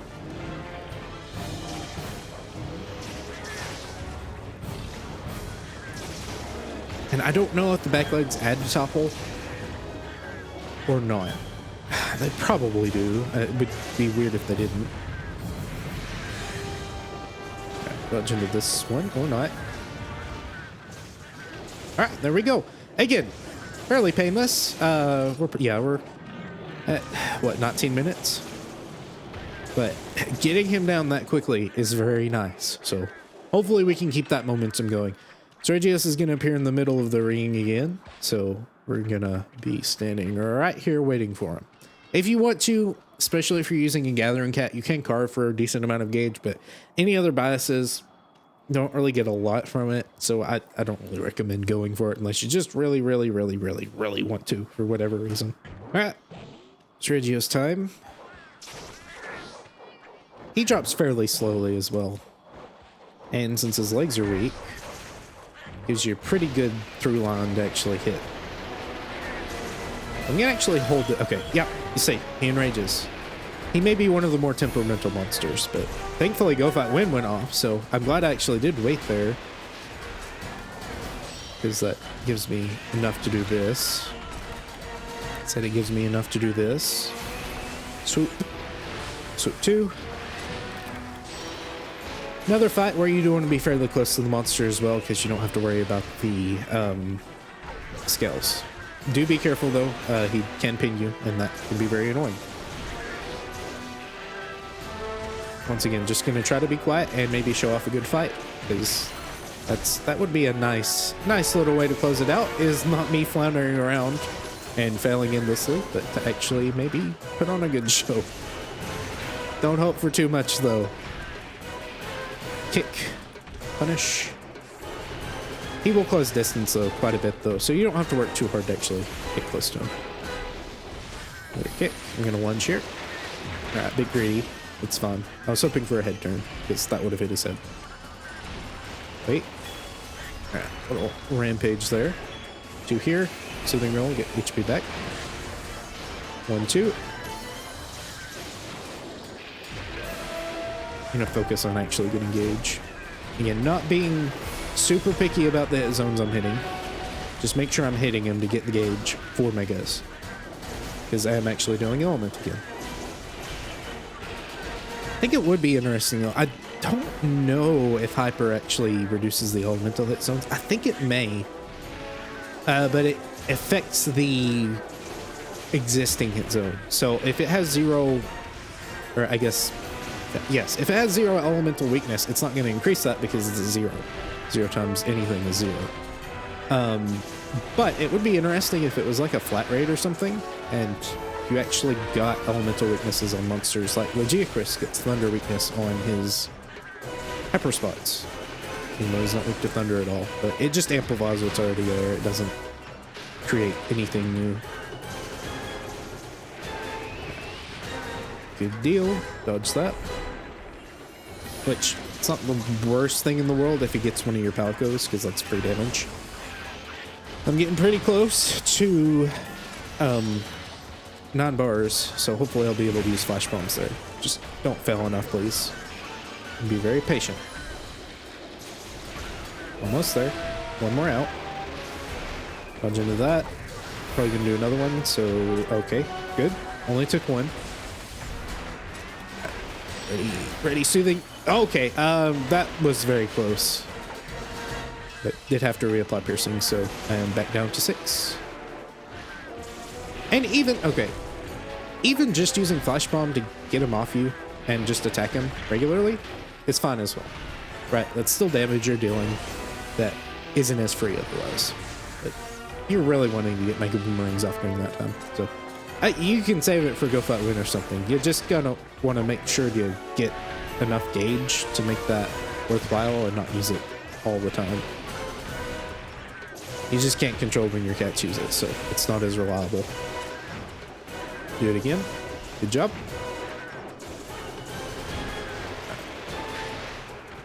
Try to circle around him here as he does this. Very good. Kick. If he does 2 of those, I think you are pretty safe, as long as you're behind him for the second one. But sometimes, like there, he doesn't always come to the second one, so it is a bit risky. Give me. Okay, enrage, that's fine.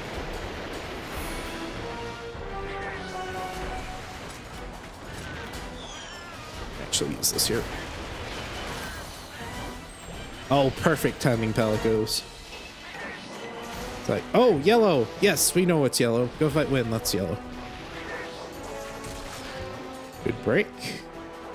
You can actually aim for the legs here. Maybe get a knockdown. Granted, the first flash is long enough anyways. He's gonna do a shake off animation. Get that. No knockdown yet. He's got fairly sturdy legs. Even they're weak, but they're not like, how would you say that?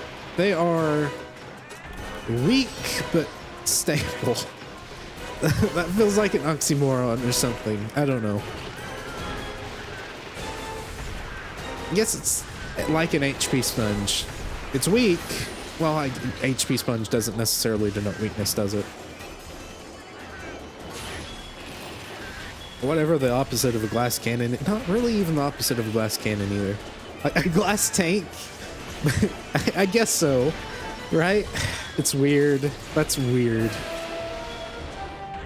Again, I feel like that denotes the... Oh no, I guess that just denotes the offensive power and the frailty of it, right? So, it's a take. It'll take a bunch of hits, but those hits are going to be doing a lot of damage, nonetheless.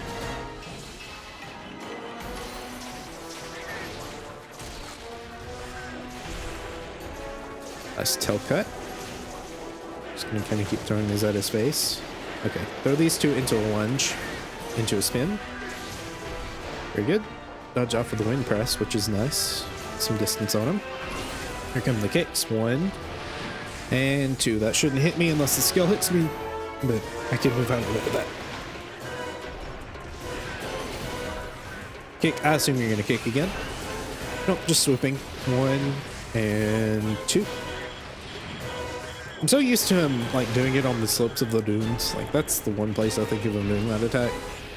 It is definitely much more interesting to dodge there. Not in a good way, because not only are there semi-ledges there, but also slopes. It's kind of a bad makeup there, but it's not great for him either because he ends up missing a lot of the time as well. Punish, spin. Good miss on the kick. Punish you quite happily for that. 1 here. Couple here. There we go. He's down. I'd say that's, what, 25 minutes in. So we've got 2 left. And Glavenus is Glavenus. He's fairly easy monster to actually get rid of quickly. Actually, almost 30 minutes in though. That's 28 minutes. So we'll see. I'm really going to have a very fast Glavenus, though, if I want to have any kind of safety net for Valstrike. So I will see you when Glavenus appears. He appears a little bit further back than the other monsters. Alright, you're despawning. Good old pal Glav's going to spawn in here. He has to do the digging animation, though, so he's actually more vulnerable than the other monsters would be. I don't know, they're vulnerable during their flying animation. I'm going to maybe trade blows here. No, didn't trade. He just won outright. That's okay. Pelicos are going to heal me. And this is very much a fun fight to get into, so hopefully I'll be able to get into it quite nicely. I'm already 0 for 2 though, so that's not great. Very good. Punish here. So you back up. Alright, let him close the distance. Throw a couple here at the tail base, so I'm hitting him in the face. Probably could lunge there as well. And shotgun. Slice. Couple here. Another one. I know what you're trying to do, but I'm not playing that game.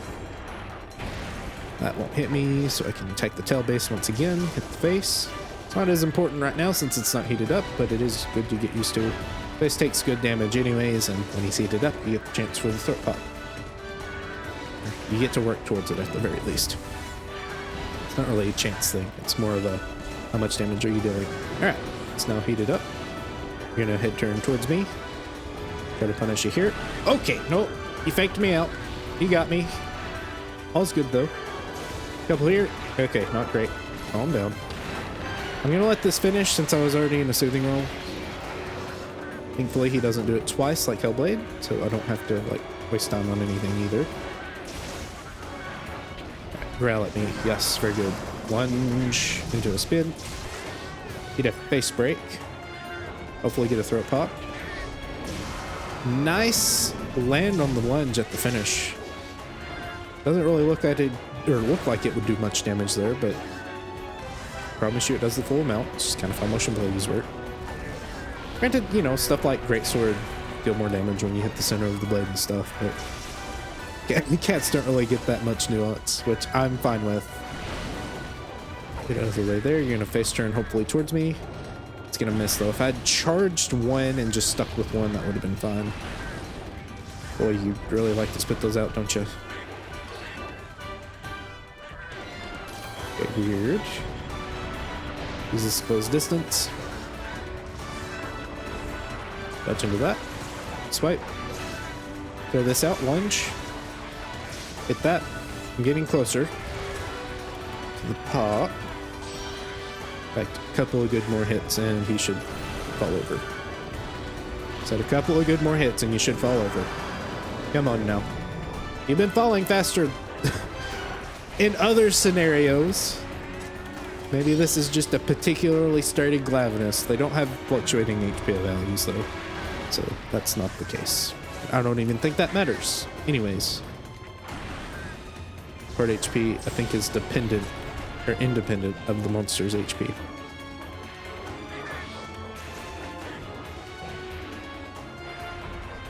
These two, very good.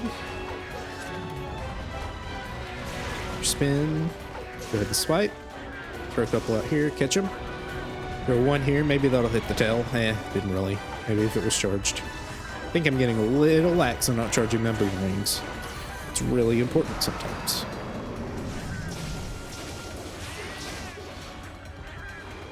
Tail, swipe, hit it, good. Missed the timing on getting the quick boomerang pull, but that's okay.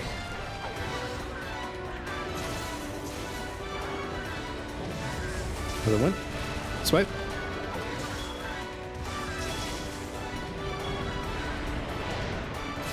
Real close. Okay, never mind. I don't know why I thought that would go that far. Should have a feel for it by now. Alright, that's gonna come out, and you just go ahead and soothing roll that. Probably would not be a bad idea to do this. Don't hit the tail, please. That would be good. Thank you. Alright, so I do have to be careful of big spins like that. Generally, the more AoE a monster has, the worse it's going to be as a free target for Bat, because he just kind of does throw around. It's not really AoE, I guess. It is, in a way, because every part of the tail is a hit, but it's not independent of him or anything like that.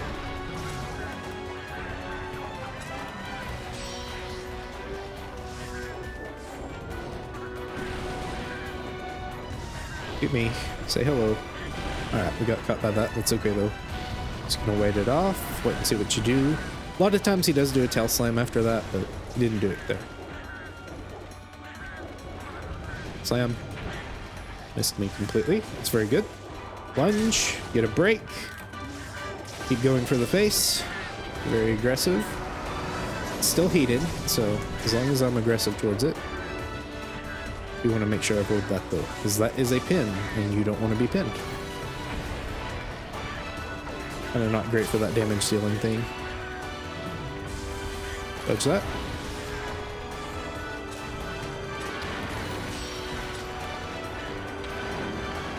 You look at me. Okay, you're not looking at me. Oh, you pulled your head back just enough to miss that entirely. That's really nice of you, Evanus. I wouldn't want you to go easy on me. That wouldn't be very nice of you, would it? Okay, yes, good punish. Dodge into it. Get close. Nice. I did risk taking that damage, and I actually did take some damage. Tail is hardened, so I'm not even going to bother attacking it. It's not really going to be great. Okay, and you're going to immediately roar, which works perfectly for me. I assume you're going to head turn. Do a little side hop. Still accomplishes a similar purpose. Alright, there we go. He's down. So we're going to have 14 minutes to take down our good old pal Valstrax. But that was a pretty good time for a Glavenus. What? 5-ish minutes? 6 minutes? Well, no. Because, yeah, so about however long it was. You know what? I don't remember. We were at the 25-minute mark-ish, which was actually closer to 30 minutes. So 7 minutes, I'd say. That's probably a good estimate. I'm not really keeping track of time, though, if it's not obvious enough. So Valstrax, when he does spawn in, will spawn in a little bit over this way. Val is going to be one of the more difficult ones. In fact, I'd say he's probably the most difficult. He has the most HP of the entire lot of 10, and he's just very tanky in general. Now, you do get a lot of chances for him to fall over, like his charge attack and stuff like that. I do believe, though, that his signature attack is disabled. I didn't grab the ballast ammo either. I'm sorry, I forgot. I could be using it here since I don't have a lot of gauge, but that's okay. We don't need it. But he does not do his around the world attack, I assume, just because of zone limitations. Either that or he just really doesn't like to use it with me, which is possibly the case. I mean, that just kind of happens sometimes, but I would not be surprised if it just kind of is an issue with the zones, geometry, and stuff like that. Wasn't really designed for it. Which, I don't know, you maybe would think that they would design the monster's attack around, like, an arena. At the very least, that's the one place you could probably think they would go, but guess not. Which, I'm not really, you know, super surprised. Super surprised that this particular arena is not made for it, because this was the arena in 4. So it's not, you know, gonna be made for a monster that appears 2 games later, essentially. Well, 3 games later, actually. Alright, I'm gonna punish this here. Go for the lunge. Keep going. Yes, while the tail is turned, that is a good thing to go for. Back legs are meh. Again, just do note that once he gets enraged, the face does not take any dragon element damage. Neither do the wings. But the wings, when they're, wings when they're charged, they do take more raw. So it's kind of a flip-flop. I don't really know if you're dealing super less amounts of damage. I guess it really just depends on how much you're putting into element.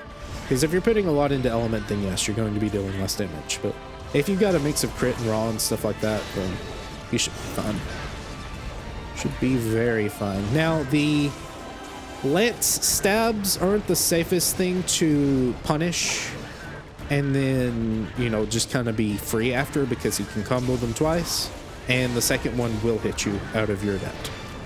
And it's not like you can do that and then immediately, like, dodge the first one, get off to the right side or left side, depending on where it comes from, because of that attack.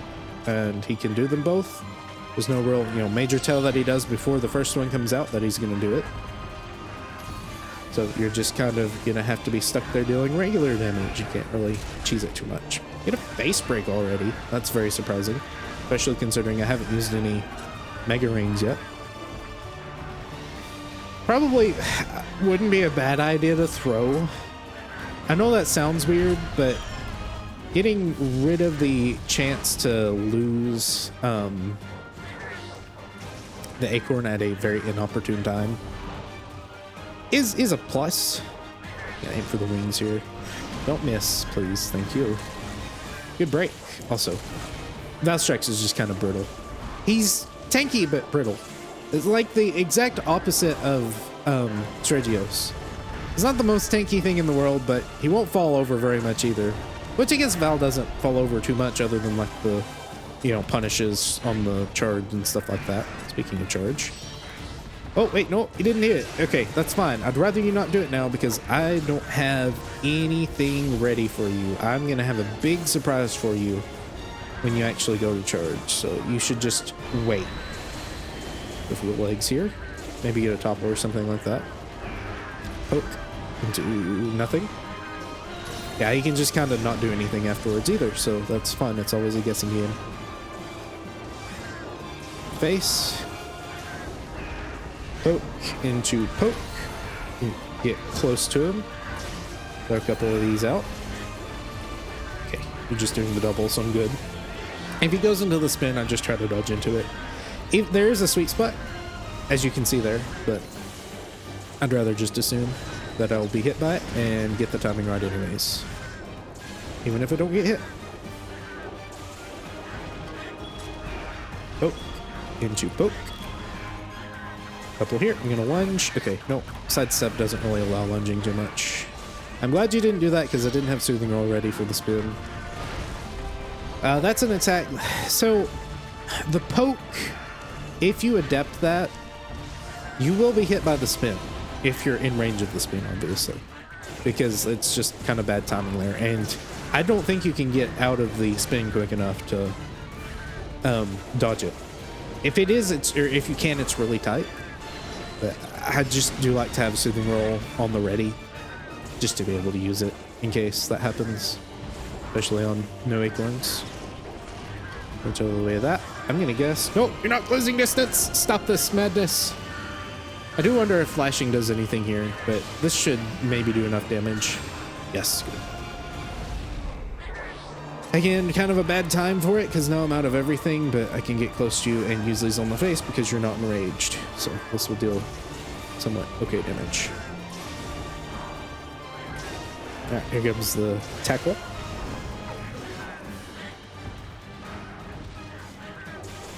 Go ahead and spin.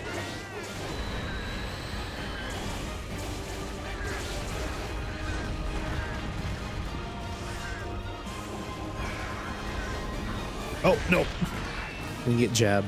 It's fine. That's why we're using the dragon resistance armor and not the dragon weakness armor, because it helps quite a bit. Think I'm safe here? No, I'm not. Okay, fixing to die. That's all right. This would be where Go Flat Win is very useful, because I'm really not getting a lot of use out of Flash Bombay. Again, it's more useful when you can focus more than I am. Because that way you get all of your gauge up, you're not wasting it on heals, and you're going to be able to punish quite well. Okay, spin. Just go ahead and heal that off.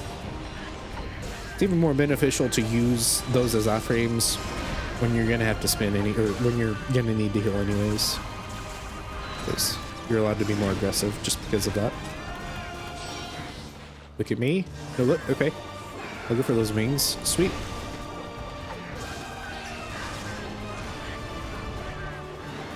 Careful. Yes, good break. Alright, we're back up to full now. I'd go Flat Win. Soothing roll. Well, yeah, it doesn't really matter, does it? Because even the earliest you could be hit by the spin, I think, is still too late for the iframes from the polka dodge to be in effect. Maybe not, though. It may be fairly tight. Maybe like a weird opening there. Alright, second wing break. Do another one. Slap you in the face or the arm. Okay, that's fine. Good. Spin into the legs here. Maybe get a knockdown. Get a break on the leg at the very least. No knockdown yet. I'm going to actually delay my dodge there, so don't adept that. There's the knockdown I was looking for. Alright, go for that. And get back up, so I can't throw another one out, but that's okay. Do a little behind you poke. Another poke. Poke. Good. Couple here. I'm actually gonna. Okay. Well, never mind. Again, every time I try to lunge, it just kind of sidesteps. This kind of defeats my whole purpose of lunging. Very predictable attack to dodge, I guess, but they don't know I'm fixing to do it. Oh yes. That's where the sidestep really helps you out, is when he throws his face right in front of your next attack that you're going to miss. Another lunge into a spin. Very good. Throw one out here just to catch him if he's going to tackle, which he does. Throw another one out here. Gonna poke, which will hit the wing. This one, I was far enough away to actually fairly easy see that coming, so I can just dodge into it. Alright, this is a bit dangerous, but I think I'm fine. Poke. Spin. Swipe. Gonna throw this out. Oh, greed. The greed got me. But the flash bomb got you. Don't do like a random behind you stab or a spin or something. I'm on low HP. Okay, he's out of enrage. We've got 5 minutes left, but this is good damage. Goes back to enrage, so I know you won't try to charge again. Good flinch. Just keep standing there. Absolutely. Keep doing it. Oh. Going for the tail here. Really still. Okay, raw on water. Oh, I actually have I have dragon element on me. This is bad. Okay, well, I didn't know I had 2 bars of gauge. I should have looked at that a little bit better. Didn't matter, actually. Okay, pretty good time. This is not the fastest time. I believe I got like 38, wait, no, 44 minutes, something like that on the last hunt I did. But hey, I'm pretty happy with that, honestly. It shows that if I am quiet, I can deal some okay damage at the very least. But there is our final monster. The flagship of the game, Velstrax, has been taken down in pretty decent time, honestly, all things considered. So either way, I will carve him up and I will meet you back at base. All right, back to the hub. Those were definitely, I would say, the most difficult time-wise quests. Because when I was doing these for practice, just to make sure they could be done, which I was sure they could be, but just to see how difficult they were, I really did have to tighten my belt and figure out what the weaknesses were of each monster and where I could stand, what I could do. I know I didn't show them off very well, but a lot of things fly out the window when you're trying to find what to say. But most certainly, I don't think any other monster was as difficult. The Lao DLC event for the Slay, repelling super easy, so if you're considering that a complete, not anywhere close, but the slaying of it is more difficult. Well, I say is more difficult. I put a lot of time. I put a lot more time into seeing how this was possible, so yes, I guess in that way. You're having to deal with him destroying the fortress, so if you give out RNG on him just like slamming the fortress and dealing 20s, it's not going to end very well. So trying to learn where to mitigate that and how to mitigate that is really important. The final product, if you've seen them, is not the most interesting thing to watch in the world, but there is a lot of thought and stuff that goes on in there. And if you do miss on like one thing, especially when he's attacking the fortress, it could just be completely the end of it and you fail.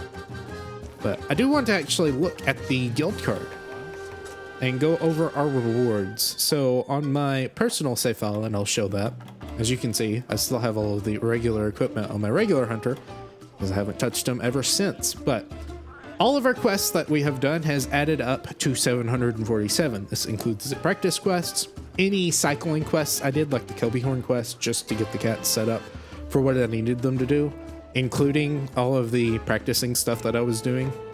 Mostly hub, obviously 0 in the arena because arena is not really that pertinent because you don't use your own gear and stuff like that.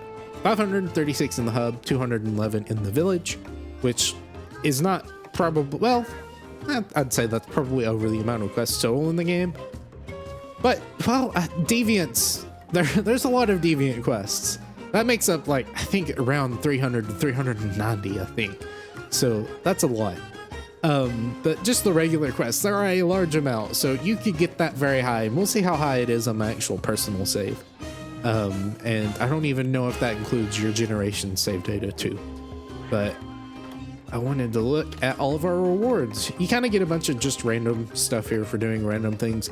The absolute most difficult one and I probably don't have it, are the crown rewards because they are RNG based and you have to slay the monster to see if it was the right size. This is not World and later games where you can see how large the monster is just by looking at it. You have to do it the old-fashioned way of eyeballing it, and there are ways of like measuring it with barrel bombs or like mounting it and looking at how big it was compared to the last one you fought. all that fun stuff. Abandoning does reset the timer and things like that. We'll look at the reward later, but these are all the rewards I have. Again, not completely complete, but got 66 in both Yukomo and Kokoto, and then 60 in Poke, 53 in Burner, and 46, oddly enough, in both the Soritorium and the Academy.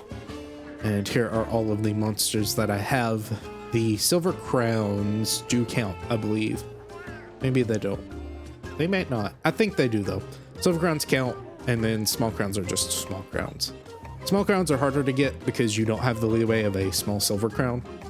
So you do have to deal with like a 6% chance, I believe, every quest for the monster to be the right size. And you don't have to do every single monster, majority of them, but the Elder Dragons that are like super special in their own arena and stuff like that don't have varying sizes. They're always the same. Something I actually wanted to do though is look at, and I can't even manage my equipment.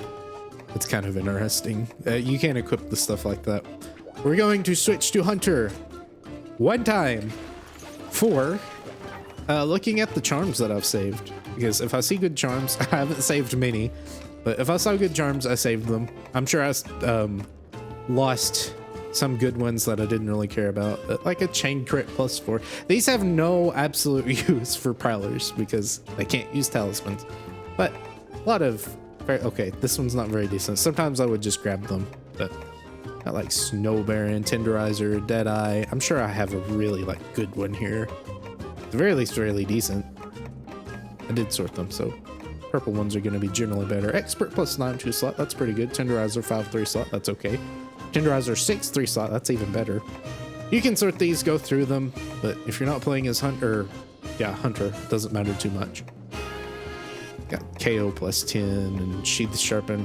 I did get one on one of my secondary personal saves. That was like Sheath Sharpen 10 and Crit Draw. Not Crit Draw. Maybe it wasn't Crit Draw. It was really good. It was really good for like the Crit Draw Valor or just even regular Greatsword set. So I was pretty happy with that. Either way, we'll actually move on to the other save file to actually get some of the more in-game, super in-game stuff, actually. Completionist stuff, I guess, for Prowlers, or at the very least, what that may look like. All right, I'm at my personal save now, and we'll actually look at what a completed guild card actually looks like. First things first, my Prowler quests. You can also see my other weapons here, but I think the main one that stands out here is Prowler. It doesn't quite go up to the 5,000 mark, but I think 3,584 is pretty good. Again, a lot of those, probably I'd say at least 100, maybe 200 of those are cycling quests.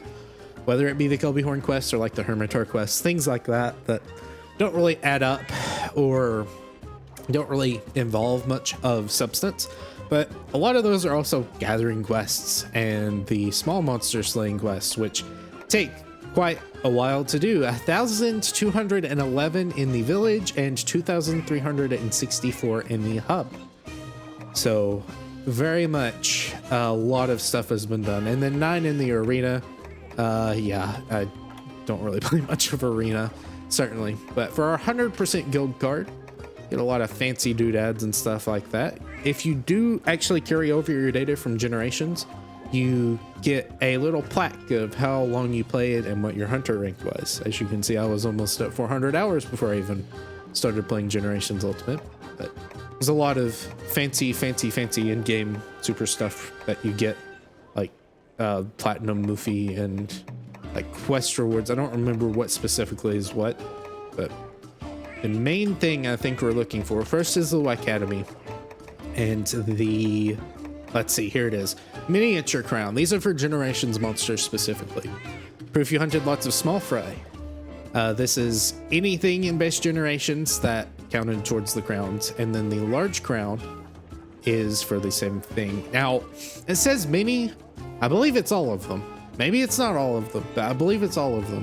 I believe I didn't get it, and the last one I was farming was Durambros. I remember it. I would remember these things because I think anyone would. If you're putting that much effort into getting all of the crowns, you're gonna remember which one was your last one most likely. And it was Durambros. I remember looking for it.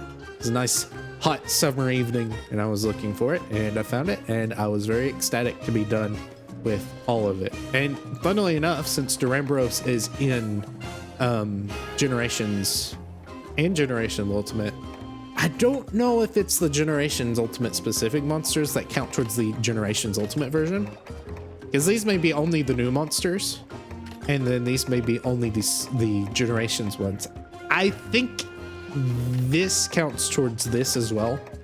Again, could be wrong, but I want to say this has been so long ago though that I could be wrong, but I think whenever I got this one, it also gave me this one as well. Get the miniature master crown and the huge master crown once you get all of those.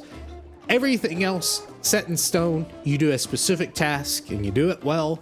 There are some upgrade ones that you get for like upgrading armor and things like that, but well, and you also get stuff for the arena quests as well. I do see this now.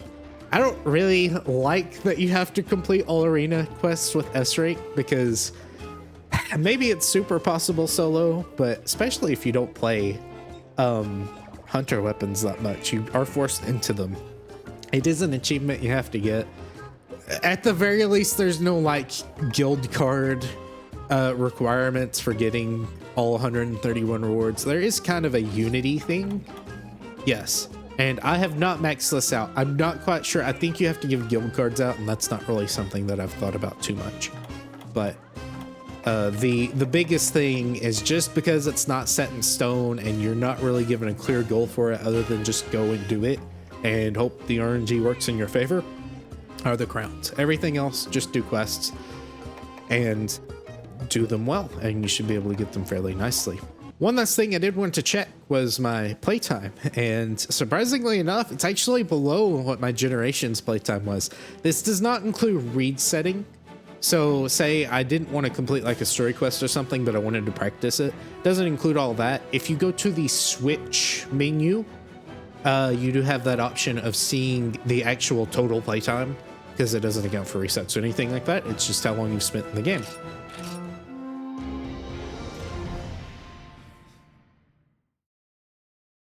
All right, there's all the biggest challenges that I thought would pose at the very least a chance of impossibility to Prowlers, especially without DLC skills, finished. There are some more quests I could do, most certainly, but I think my whole goal here was just to prove that they can, and I don't necessarily think that they're the worst weapon, but many do consider them to be the least damaging weapon. I think there are some pretty bad aerial styles out there, though, that are possibly worse. Something like aerial bow, I think, is pretty ragged on. I've even gone further beyond into the DLC quests without any DLC skills, which is not really a limitation I needed, but I'm just glad to be able to show that it is possible, and you'll be getting even better times with using the DLC skills, because if you have the DLC quests, it's assumed that you have the internet required, or at the very least the access from the game to the internet required to have the DLC skills as well. But the main purpose was just to show that if you buy the game 20 years down the line and you just want to play some Prowler and people are saying, well, it may not be possible to complete everything, you can. And not super difficult, but again, if you're doing everything solo anyways, you're going to get the experience required by the time you reach G rank, or at the very least, if you're working through the game slowly and enjoying it on a slow burn, you'll have plenty of experience to learn what to test, how to test it, why to test it, and what paths are going to give you the best damage or just the best survivability to complete those quests. Either way, hope you enjoyed the series. It's been almost 3 years in the making. A lot of breaks here and there, but I think I've been somewhat consistent in it at the very least. And it's been a lot of fun. I've certainly enjoyed it. Prowler is my favorite weapon, even though it's been confined and pretty much lost the time at this point in 2 games. I do hope to see it at some point in the future, as I've played a lot of weapons and had a lot of fun with the other hunter weapons, but nothing's really come quite to the point of overtaking Prowler. If you did enjoy, please consider leaving a comment below, leaving a like, and maybe even consider subscribing. Not sure what I'll do next. We'll see. But if there is anything you're curious about for Prowlers to do let me know, and I may try to go after them. Once again, thank you for watching.